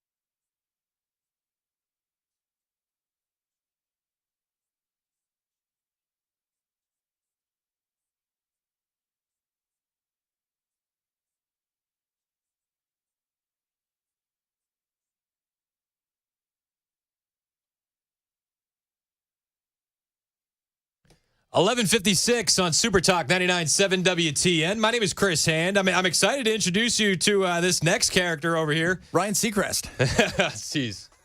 Chad Benson. What's up, man? How are you? What's up, brother? Filling in for Murphy today. It's your first fill-in shift on WTN. How you feeling? I am pretty excited. I'm pumped, actually. I'm very pumped. I am, like, super excited, pumped to be out here. It's your first fill-in shift, but you're not a rookie. I am not a rookie. I do national show. I'm I've done a lot of talk radio. It's kind of my jam. So let's run through some things. Kamala Harris, joy or no joy? No joy right now. There's zero joy going on right there. Hey, let me ask you this. I tweeted this yesterday. I don't think she wants it. No. I think other people want it more for her than she wants it for herself. I think she's out here going, I don't want to do this thing. This is horrible. I think you may be right. You know? I think you may be right. She doesn't. Who takes a day off? That's a day and a half. Right? Yeah. And she wouldn't, had it not been the Trump being a Nazi, had that not been there, she wouldn't even come out and spoken to the press till later on that night. So why? I mean, you're 10 days away. You're saying, or 12 days away. You take a day off. You can't do that. You can't do it. No, you can't. You have limited time. You got to make your case. But yeah, Trump is a Nazi. And the other thing about 2016, I just feel that the feeling that Trump's having fun. He didn't have fun in 2020. No. And nobody was. It was COVID. It was all that stuff. He's having fun, and you could see that. So I made this point to Murphy off the air yesterday. In 2016, we won the meme war. Yeah, oh, absolutely.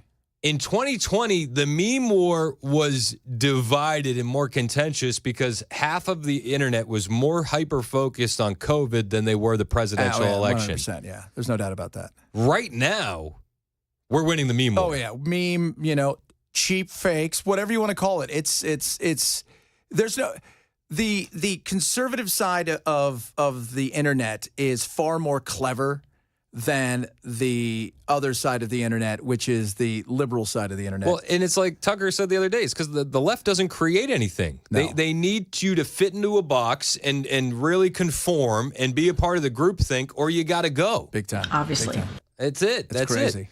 So what do you got planned for the show today? I'm going to talk about. I don't know. I mean, it's just I heard there's a presidential election. We're 11 days away. Probably going to talk a little bit about that.